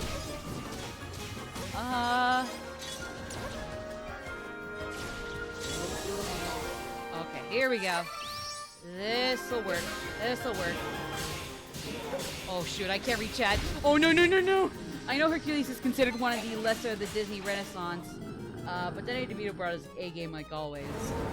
Honestly, yeah, I'm surprised that people consider Hercules kind of the lesser of the Renaissance. Like, obviously, like a lot of the other ones that are well-renowned, like Beauty and the Beast, Little Mermaid and all, like, I know they're all much more beloved, and they have their own reasons for why they're like the creme de la creme, but I thought Hercules was like severely underrated. Like, sure, when it doesn't get quite right like those, like, I mean, I'm not gonna deny that, but I can't act like Hercules is, in every conceivable fashion, just deserves to be the lesser child of, like, it deserves its reputation as the lesser child of the Renaissance.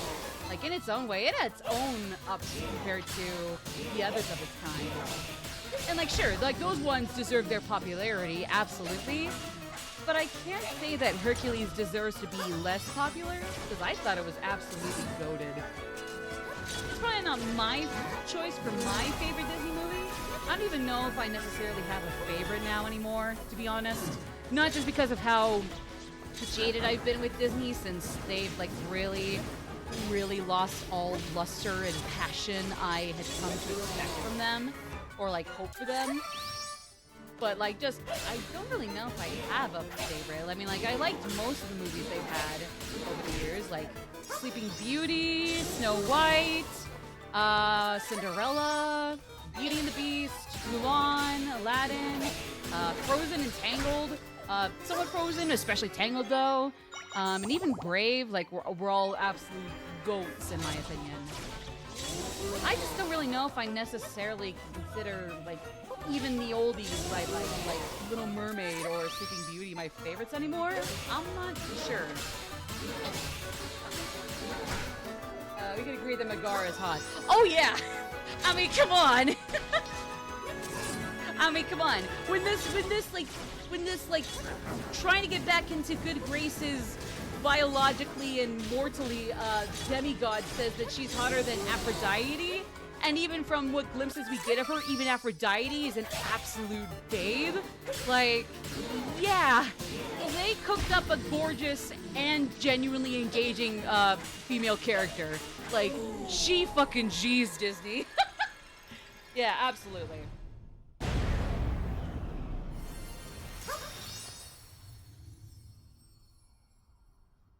Like, absolutely, yeah. That strawberry cream soda was really good. Not sponsored by the brand to this strawberry cream soda, but it's good. I think they got vanilla cream ones I found in the fridge, so we might try those. Seems like they haven't been consumed recently, so why not? I did it! I did it! The Try Guys Unite!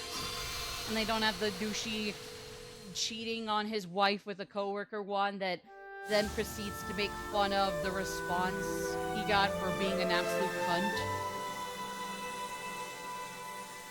Like, come on, bro, you're not slick. You're buddies with an SNL writer. They make a skit making fun of the response to you being an actual dick and ruining their company in a way too, and ruining their friendship as a whole. Like, yeah, nah. If anything, you kind of fucked yourself over by doing this. It very much backfired on you, whatever you thought you would get out of that, you know? Just saying, broski. What was the guy's name again? Try guy who cheated? And again, just made fun of the justified outrage against him? Alex? Wasn't that his name? I don't know.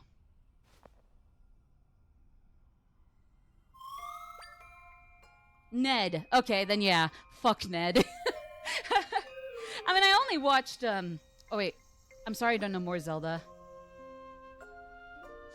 That's okay. So like, hey, Ganon is dead. Ding dong. Wicked bitch is dead. I mean, hey, you know what?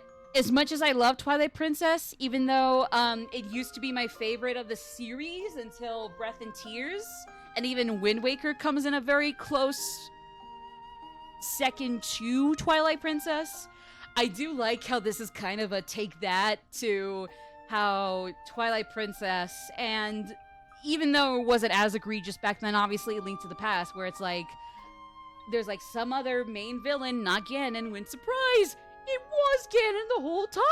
Oh my god! Don't get me wrong, Aghanim and especially Zan were great villains too, don't get me wrong. It's just, so I do like that this is kind of a take that, or like kind of a reverse of that. Not necessarily a riff, but just kind of, just simply reversing the order, where it's like, it seems like Ganon's back at it again. Oh, wait! So I honestly kind of like that. Yeah, I guess, like, regardless of where, I'm not sure where, again, I don't know where I would rank Zelda Echoes of Wisdom, because it is pretty much a mainline game, just with very much different protagonist that's not Link, and yet has otherwise been a staple of the series besides him, Like, I'm pretty sure the only mainline games that Zelda hasn't shown up in to some capacity, I mean, maybe Majora's Mask, but even then, she appeared in a flashback. So, I mean, I don't know if that really counts as a non-appearance. Or if you do count a flashback only as non-appearance, then, I mean, fair enough, but still a cameo. Or when you pair the Oracle games together, she's shown for sure in the little third act once you beat both Seasons and Ages. So, like, even though she's otherwise non-existent, like, when she does show up, can't deny that. What other mainline, not spin-off, but mainline games has Zelda not shown up in? Because technically, she only appears as Tetra in Phantom Hourglass. I guess that's true. Because then her cameo at the start, or like that one felt paper-esque intro, is like even less of a cameo than hers in Majora's Mask. So I guess Phantom Hourglass could be the one exception where, like, yeah, she really doesn't show up unless you want to count Tetra being there, but never in her alternate persona.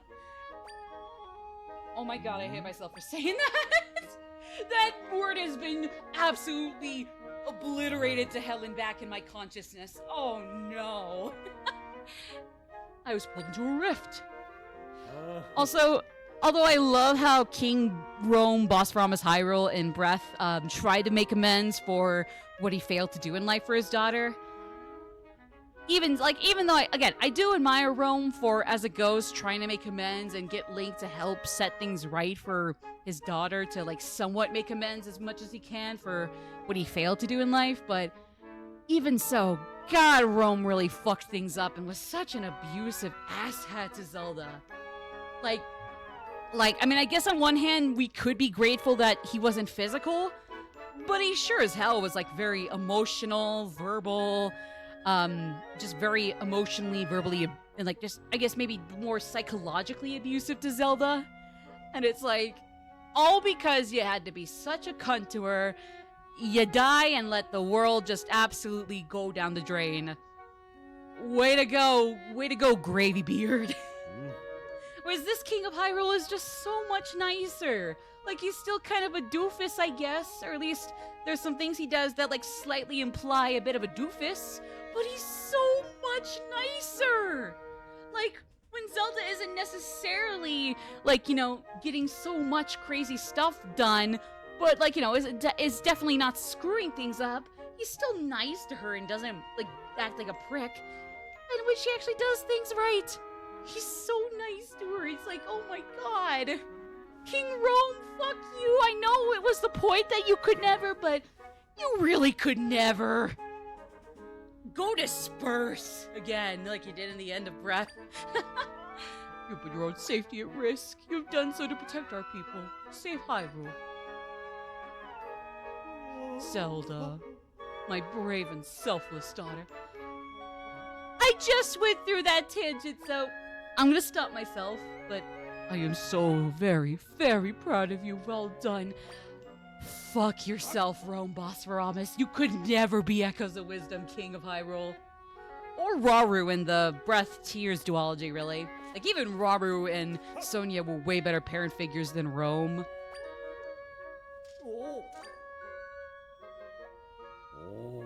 Stand down, soldiers. Have a closer look. Here's my daughter Zelda. And she caused the rifts! Shoot her on sight! Princess Zelda was the one creating the rifts, wasn't she? My daughter creating rifts. Seems the imposter posing as me has spread more damaging untruths. Yeah, no kidding. Had to get into these clothes, but like the millisecond I reveal my unhood my hood, like if I do so in front of the wrong person, it's fucking over for me. So those are some dangerous untruths your imposter got out there, so I will clear up the misunderstandings. Please go rest for now. Rome Bosphoramus Hyrule is stamping his foot and bashing his head on the wall for how he could never be this amazing motherfucker standing before his throne. Genuine king we got here. An unironic, legitimate, even metaphorical king right there. Rome is crying. I mean, more than his King Arcadian is a better dad than Rome. Because again, the thing is, that was kind of the point of Rome. Like, I'm sure Nintendo or the writers behind Breath of the Wild intended for Rome to be horrible to his daughter, only to, like, try to make amends with Link when we first meet him unknowingly. So, like, I'm sure, like, him being a douchebag to his kid is intentional. Like, it's not a fault against Breath of the Wild. It's perfectly as the writers wanted it to be. But, like, all that said, God, yeah, even Arcadian was a way better dad. Like, he was, like, unlike with Echo's King, where I'm not sure if he's supposed to be a little bit of a doofus or just, like, super nice, and it's just his more Santa Claus-esque white beard and all get up and like the cutesy art style just makes me insinuate he's a doofus, but still get shit done. But like Harkinian is objectively a numbskull, but at least he's also never horrible to his kid, or the only one who can defeat Ganon in Koridai. Like, yeah, like, he's a doofus. But at least, like, when father comes home, it's like, you saved me. Oh, Like, he's not like, yeah, well, I mean, yes, but I know you're great at this. However, you're not great at this other thing. And so instead of getting into grief counseling, you're gonna say goodbye to what you're actually good at until you get that other thing done. Even though clearly, psychologically, doing this ain't gonna do shit for the calamity. Uh-oh. Why do I see malice coming up? Oh no! I think Rome was supposed to be like Triton, but they overdid it. True. Well, to be fair, even Triton was also kind of a jackass, too. To be fair, like, obviously, Triton was able to do much more to reconcile with his daughter, like, basically, straight up, like, grant her wish by straight up giving her legs and being like, hey, your man's unconscious on the shore now. Don't just sit on the rock here. Get his ears a pretty dress from the sea here. Go to him. Speaking of that dress that she has when she's walking out of the sea at the end, when she's fully turned human. Oh, like, God, that is such an underrated dress. Like, obviously, it's more simplistic than, like, the pink one at the dinner scene or the wedding one. And, like, her blue casual dress is a little more iconic. But, like, whatever that sparkly, like, sunrise ocean dress, whatever it was that she was wearing while walking out to be like, hey, guess what happened to me finally for real? No takesy backsies. That one was so pretty. That was such a pretty dress. Oh, Nimpa's back. She's good, everybody. only helping Zelda so that I can get rid of the rest. But I'm glad you're happy. Hey, y'all. Already waking up then, princess? Also, I didn't want to, like go on it too far, especially if some people watching this already played this game for themselves. But I also kind of like Try's characterization in this game. It's not a whole lot, but what we can glean is kind of interesting. In a way, it's almost kind of like, in my opinion, it's almost kind of like what they could have done with Fi and Skyward Sword. For the record, I haven't actually played Skyward Sword fully. I like the story it was going for, even if I can see why people hated the gameplay. I can see its faults, I can see its upsides, but at the very least, I love the story they were going for with it. And then the aesthetics, it's like, a lot of them look nice, a lot of them look not nice. You know, kind of akin to the gameplay. Some of it's great, some of it's just bleh. But at the very least, the story's good. But if anything, I always wish that they definitely like kind of leaned into how... And they kind of try to do it, but just not often. Like, I kind of liked how, like, they kind of, like, tried to go, like, lean into how Fi, while not a robot, definitely has no conceptual grasp on human emotions, where it's almost akin to her being a robot. And in a way, I think Try here is somewhat reminiscent of that. Obviously, some nips and tucks, and again, it's not like Try is, like, so super duper fleshed out right now. They got a lot of story going for them, as you'll see, but it's not like it's crazy deep, but you don't have to be like crazy deep to still be engaging, you know? People dug on how Ariel was so quick to head to the surface one day after seeing Eric, but they have probably one of the healthiest relationships in a Disney movie. Absolutely. I mean, like, I could say what I will about, I mean, like, to be fair, like, I will say, like, I guess maybe the only, time in the initial trilogy of Disney movies, Disney princesses, that, had a somewhat decent relationship between princess and prince, or at least a somewhat tangible one, would have to be Aurora and Philip. And then that's why that's my favorite one of the trilogy, yeah. No, I'm kidding. And even then, it's like, the Forest one definitely kind of is a little confusing. It's like, oh, are they just being playful? Is she actually okay with him? Or is he being creepy? Or are they actually okay with this and she's just a little shy? And, like, when they do start dancing to Once Upon a Dream, like, is she still okay with this? And then it turns out, like, oh, yeah, they're happy to meet at the cottage tonight. And one of the most horrendous misunderstandings leads to everything else in the movie. But even so, that's admittedly not nowhere near as much chemistry as Ariel and Eric. Like, yeah, she watched him on the ship hanging out on his birthday, sure, but then she saves his life. And, like, yeah, sure, she's infatuated with him by that point, but at least one, she does get to know him when she turns into a human and has to go, I guess, if I remember correctly, basically just lives in the castle from then on, or at least for a little while. And, so, like, yeah, one, at least that's when they can actually grow a decent relationship and actually get to know each other beyond just, I saw you on a ship, I saved your life. God, you look gorgeous when you're on the brink of death by drowning. Yeah. Aurora was so devastated when the fairies told her everything. Absolutely. I guess maybe more than anything, is just how, like everybody watching the movie is like, oh no. But he is the prince that she's betrothed to. But at the same time, it's like, whether you consider just that by itself, still the soft bed.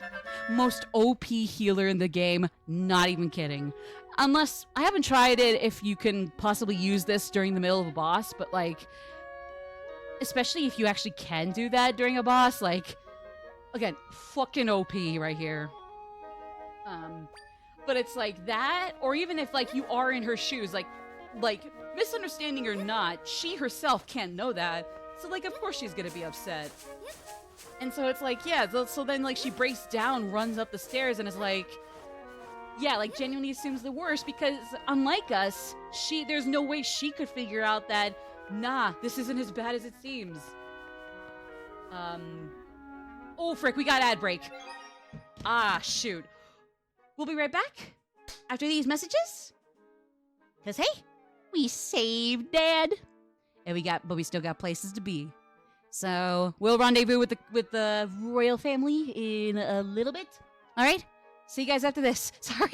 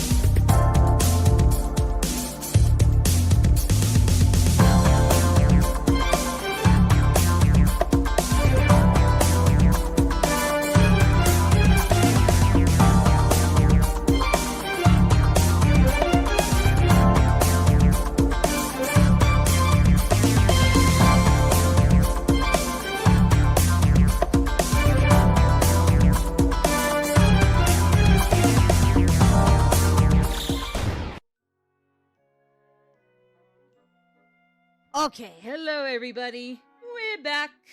We're back. Hello, puppy. Wanna coming out with me? Wanna coming out?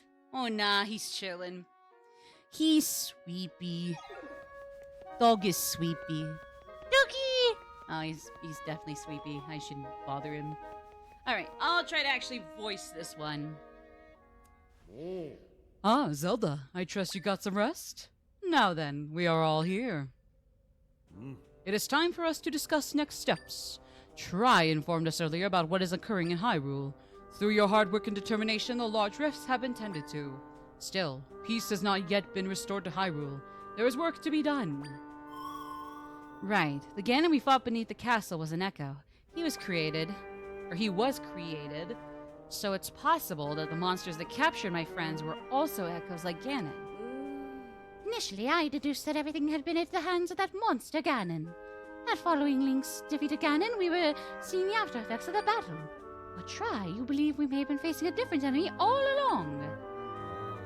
And Link saved Zelda from this mysterious foe. But then Link was captured. Oh, Link, I hope you're safe. Definitely gives me, like, the guy on the left definitely gives me some, like, minor Dr. Robbie vibes. Large rifts are opening up all across Hyrule again. 3 of them at once this time. Makes it that much sweeter when Philip wakes her up and Aurora realizes that he was her betrothed all along. Oh yeah, definitely. Like, it's definitely a really painful, like intentionally so. It's a very painful misunderstanding to have to sit with while the characters can't know any better. But then yeah, once it pays off, it's a sweet feeling. It's sweet to watch for sure.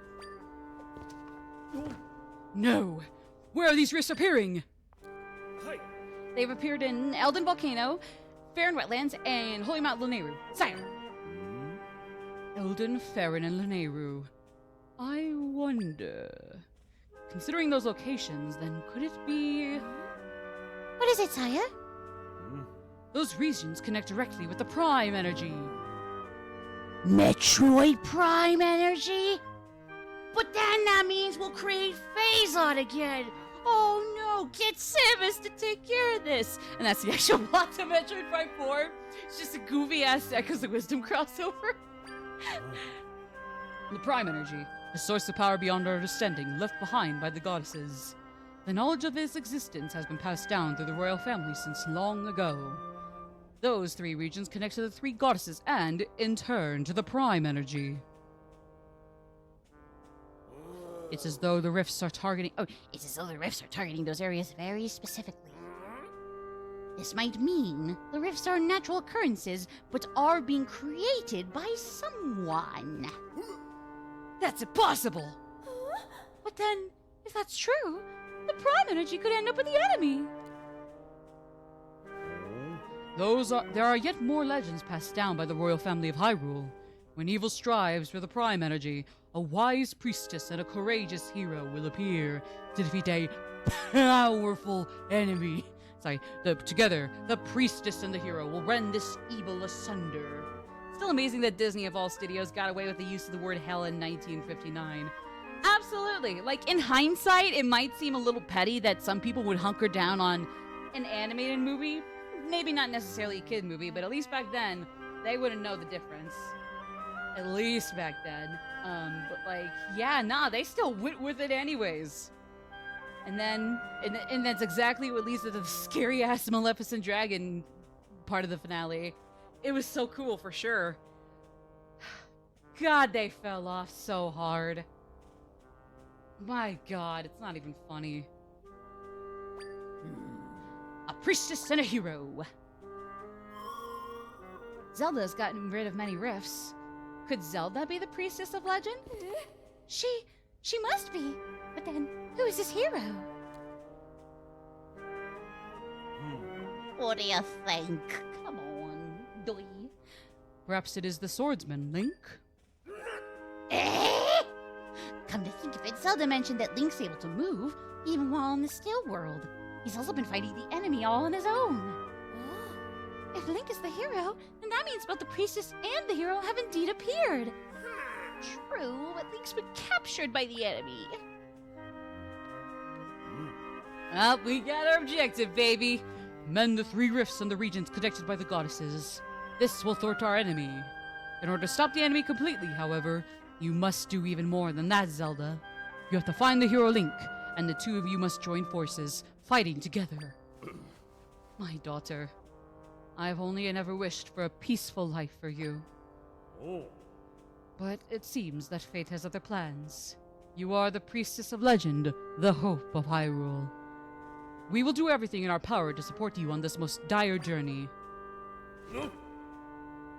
Rome Bosphoramus Hyrule is bashing his head through several walls, wishing he could have been this cool in life.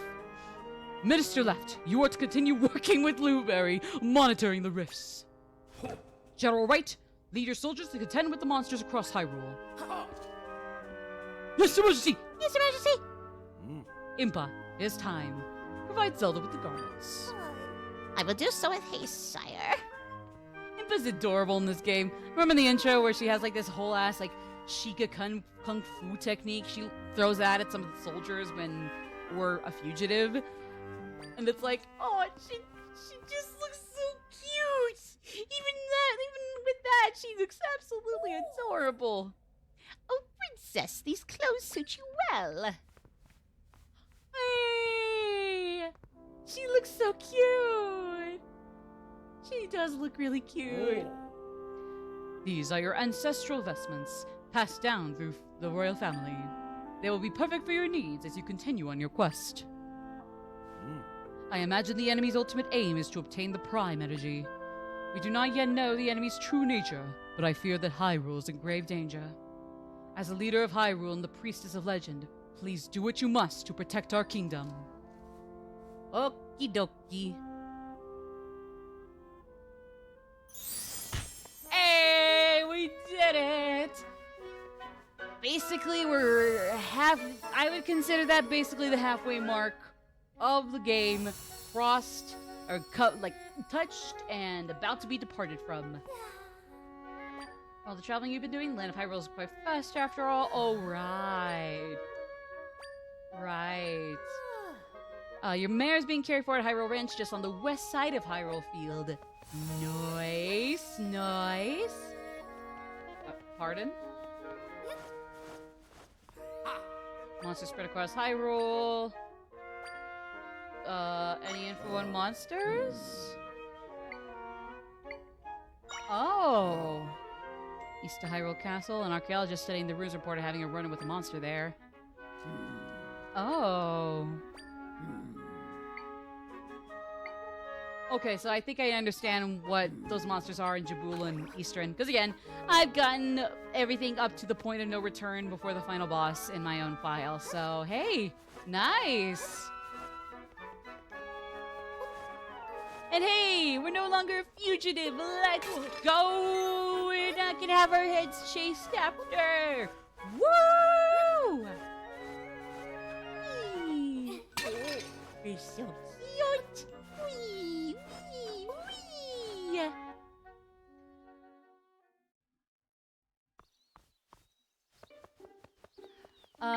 Okay, so I was trying to find. What was it oh yeah, I know what I was trying to get this time. Yep.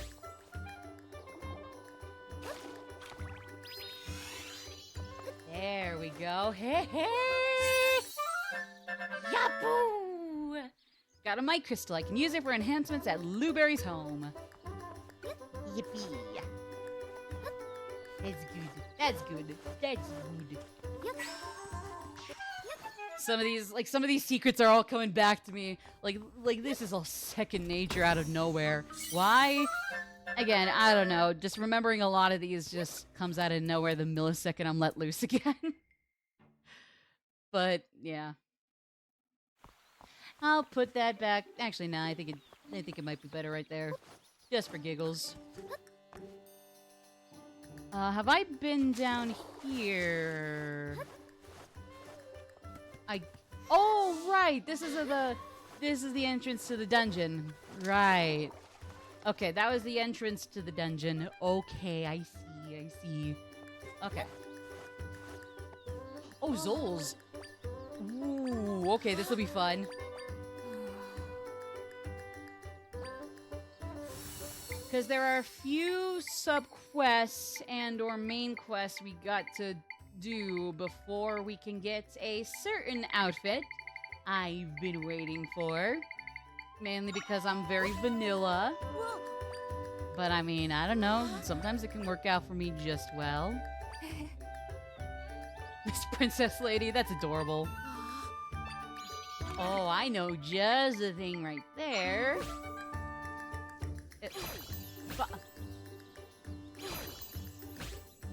There you go, Stinky. You silly goose.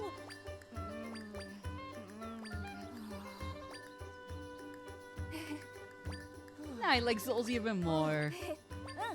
Hydrazols. I don't know if I've gotten Hydrazols. Uh-oh. No, I have not gotten Hydrazols. That is bad. Well...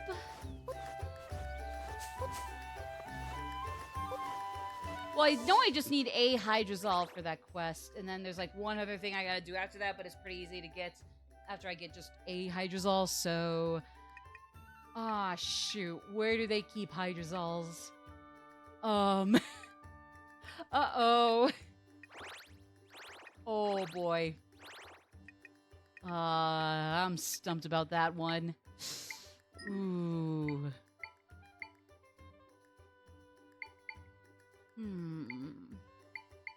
Oh, you know what I do want to go back for real quick as well? This side quest, don't ask me how I never did this side quest, but hey, we'll do it now.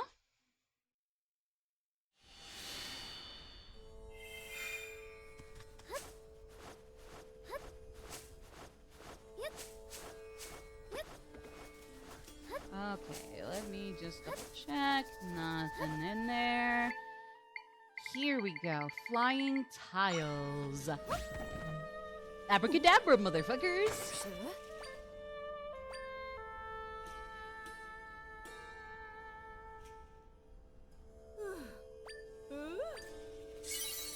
Hey, I'm a millionaire. I'm rich as if I wasn't already rich by being the princess.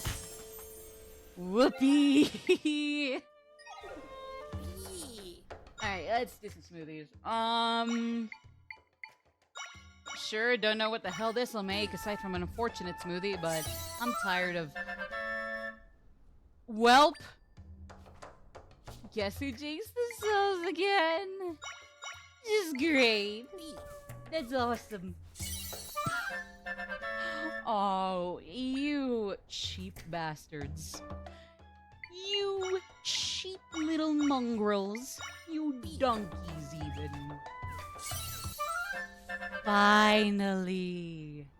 Yeah. That wasn't so hard, now was it?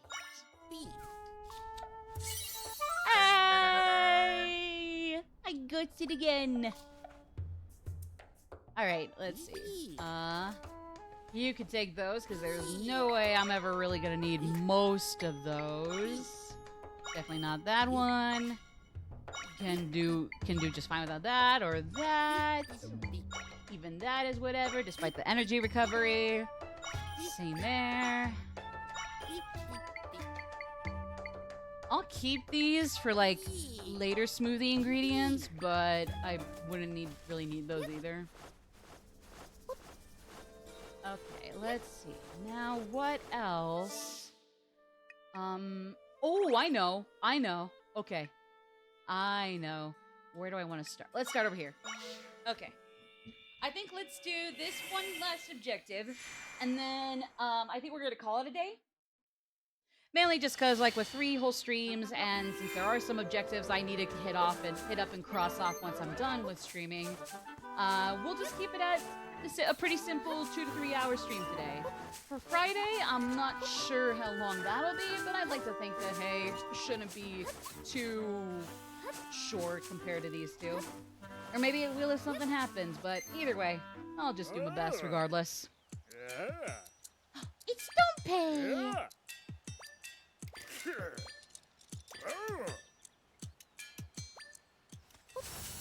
Oh, Dante. I will have to come right back to you. I'm so sorry. But I got another thing to check out real quick. Actually, let me double check around here real quick for anything else. I don't think I would miss anything around here. But... Oh, hold on. Here we go, actually. This is something. No. Thank you. Or not, I guess. Sure. I guess that's fine. I guess that's fine.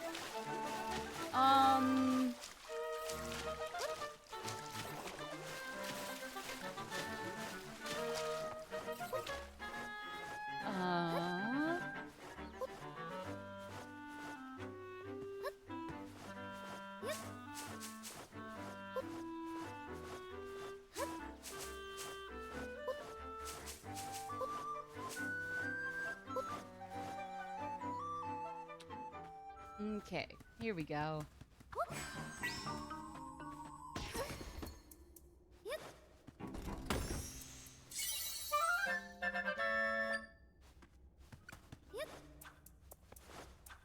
Am I able to jump up there? Don't think so. Well, I guess the golden eggs are enough. It's fine as is, I guess.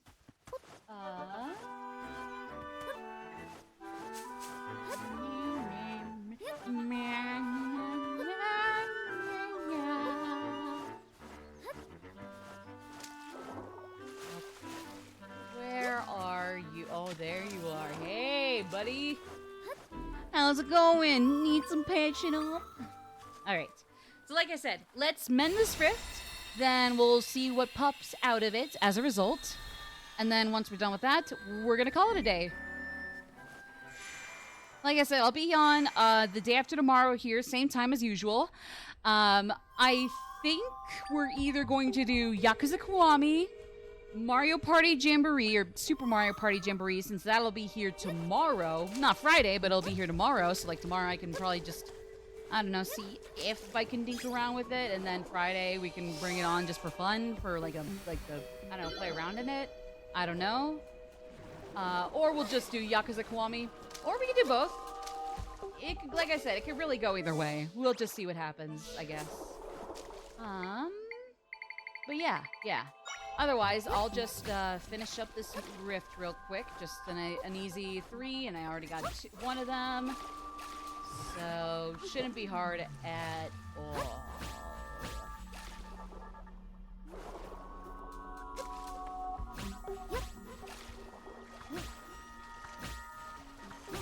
Aye!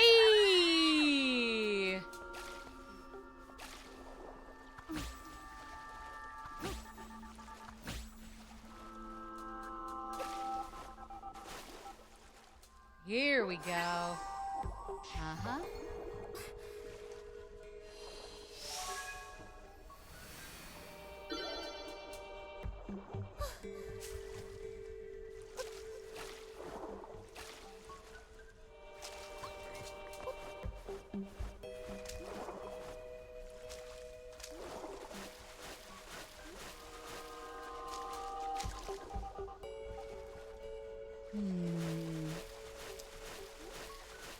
Where are you, little Try Guys?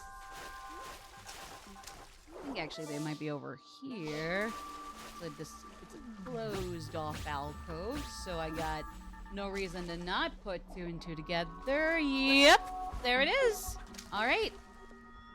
Here, let me actually let the dog out before we wrap things up here.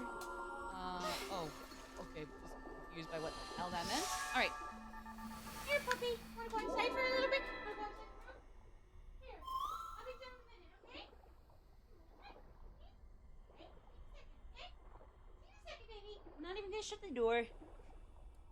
All right. Found all the friends. Yuppie, we're not lonely in life anymore. Or I guess Try isn't lonely in life. He's got his fellow Try Guys. Fuck Ned. We hate Ned. Sorry. Well, not for Ned being a garbage person, but still. Like, just, I guess, just pushing it.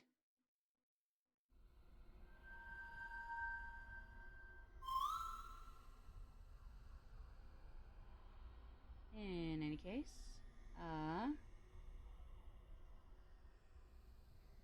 Friends chance to share some of their power with me. Ooh?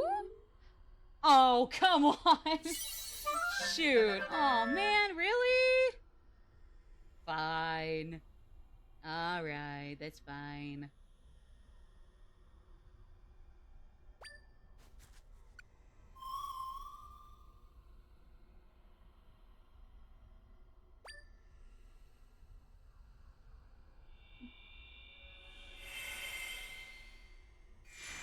Yippee! Okay, okay.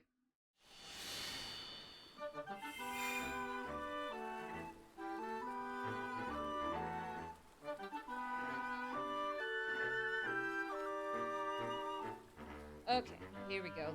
I'm just looking at something real quick. Sorry. Alright, so like I said, let's go see what is in this little alcove here that we just opened up with the rift. And then I think, like I said, we'll call it a day from there. Was it not? Oh, here we go. Yeah, here we go. Look at this little silly Billy. Look at this little pretty grotto. I don't know if it's a grotto, but well, whatever. Like I said, let's look in here and see what's up, and then we'll call it a day. Just like that. How many bottles do I have? Aw, shoot, I only have 2. Okay. 2 to go then for later. Like I said, I'll be here day after tomorrow, Friday. We'll either play Yakuza Kiwami, Super Mario Party Jamboree, or both. Mario Party Jamboree would just be for giggles. Not really going to make it a high priority thing. Just kind of a casual, miscellaneous one-off, whatever. Yakuza Kiwami, obviously we'd just be continuing that since it is a top priority game. Or we'll do both. Like I said. Either way, let's just see what the Great Fairy can do. Basically, we can wear more accessories thanks to this genuinely actually really cute lady. She's pretty. She's actually pretty. And not in a scantily but still sexily way. Just she's cute. No disrespect to the Ocarina or Twilight Princess fairies. You're just still very weirdly hot. That's all. I mean, hey, you know what? Absolutely fuck it up with that. Absolutely. You absolutely kill it. But also, I'm just saying, you also kill my lack of fear.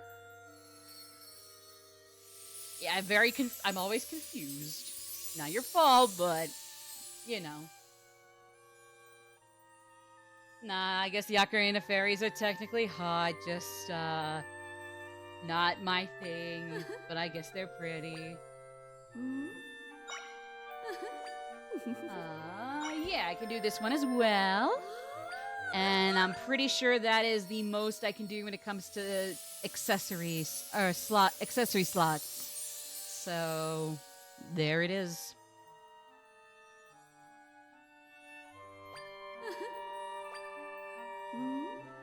How many would I need next?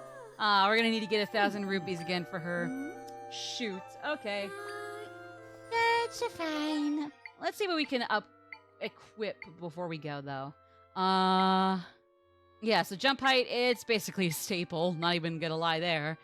Might as well do the wall climb, hard appearance, and smoothie material appearance.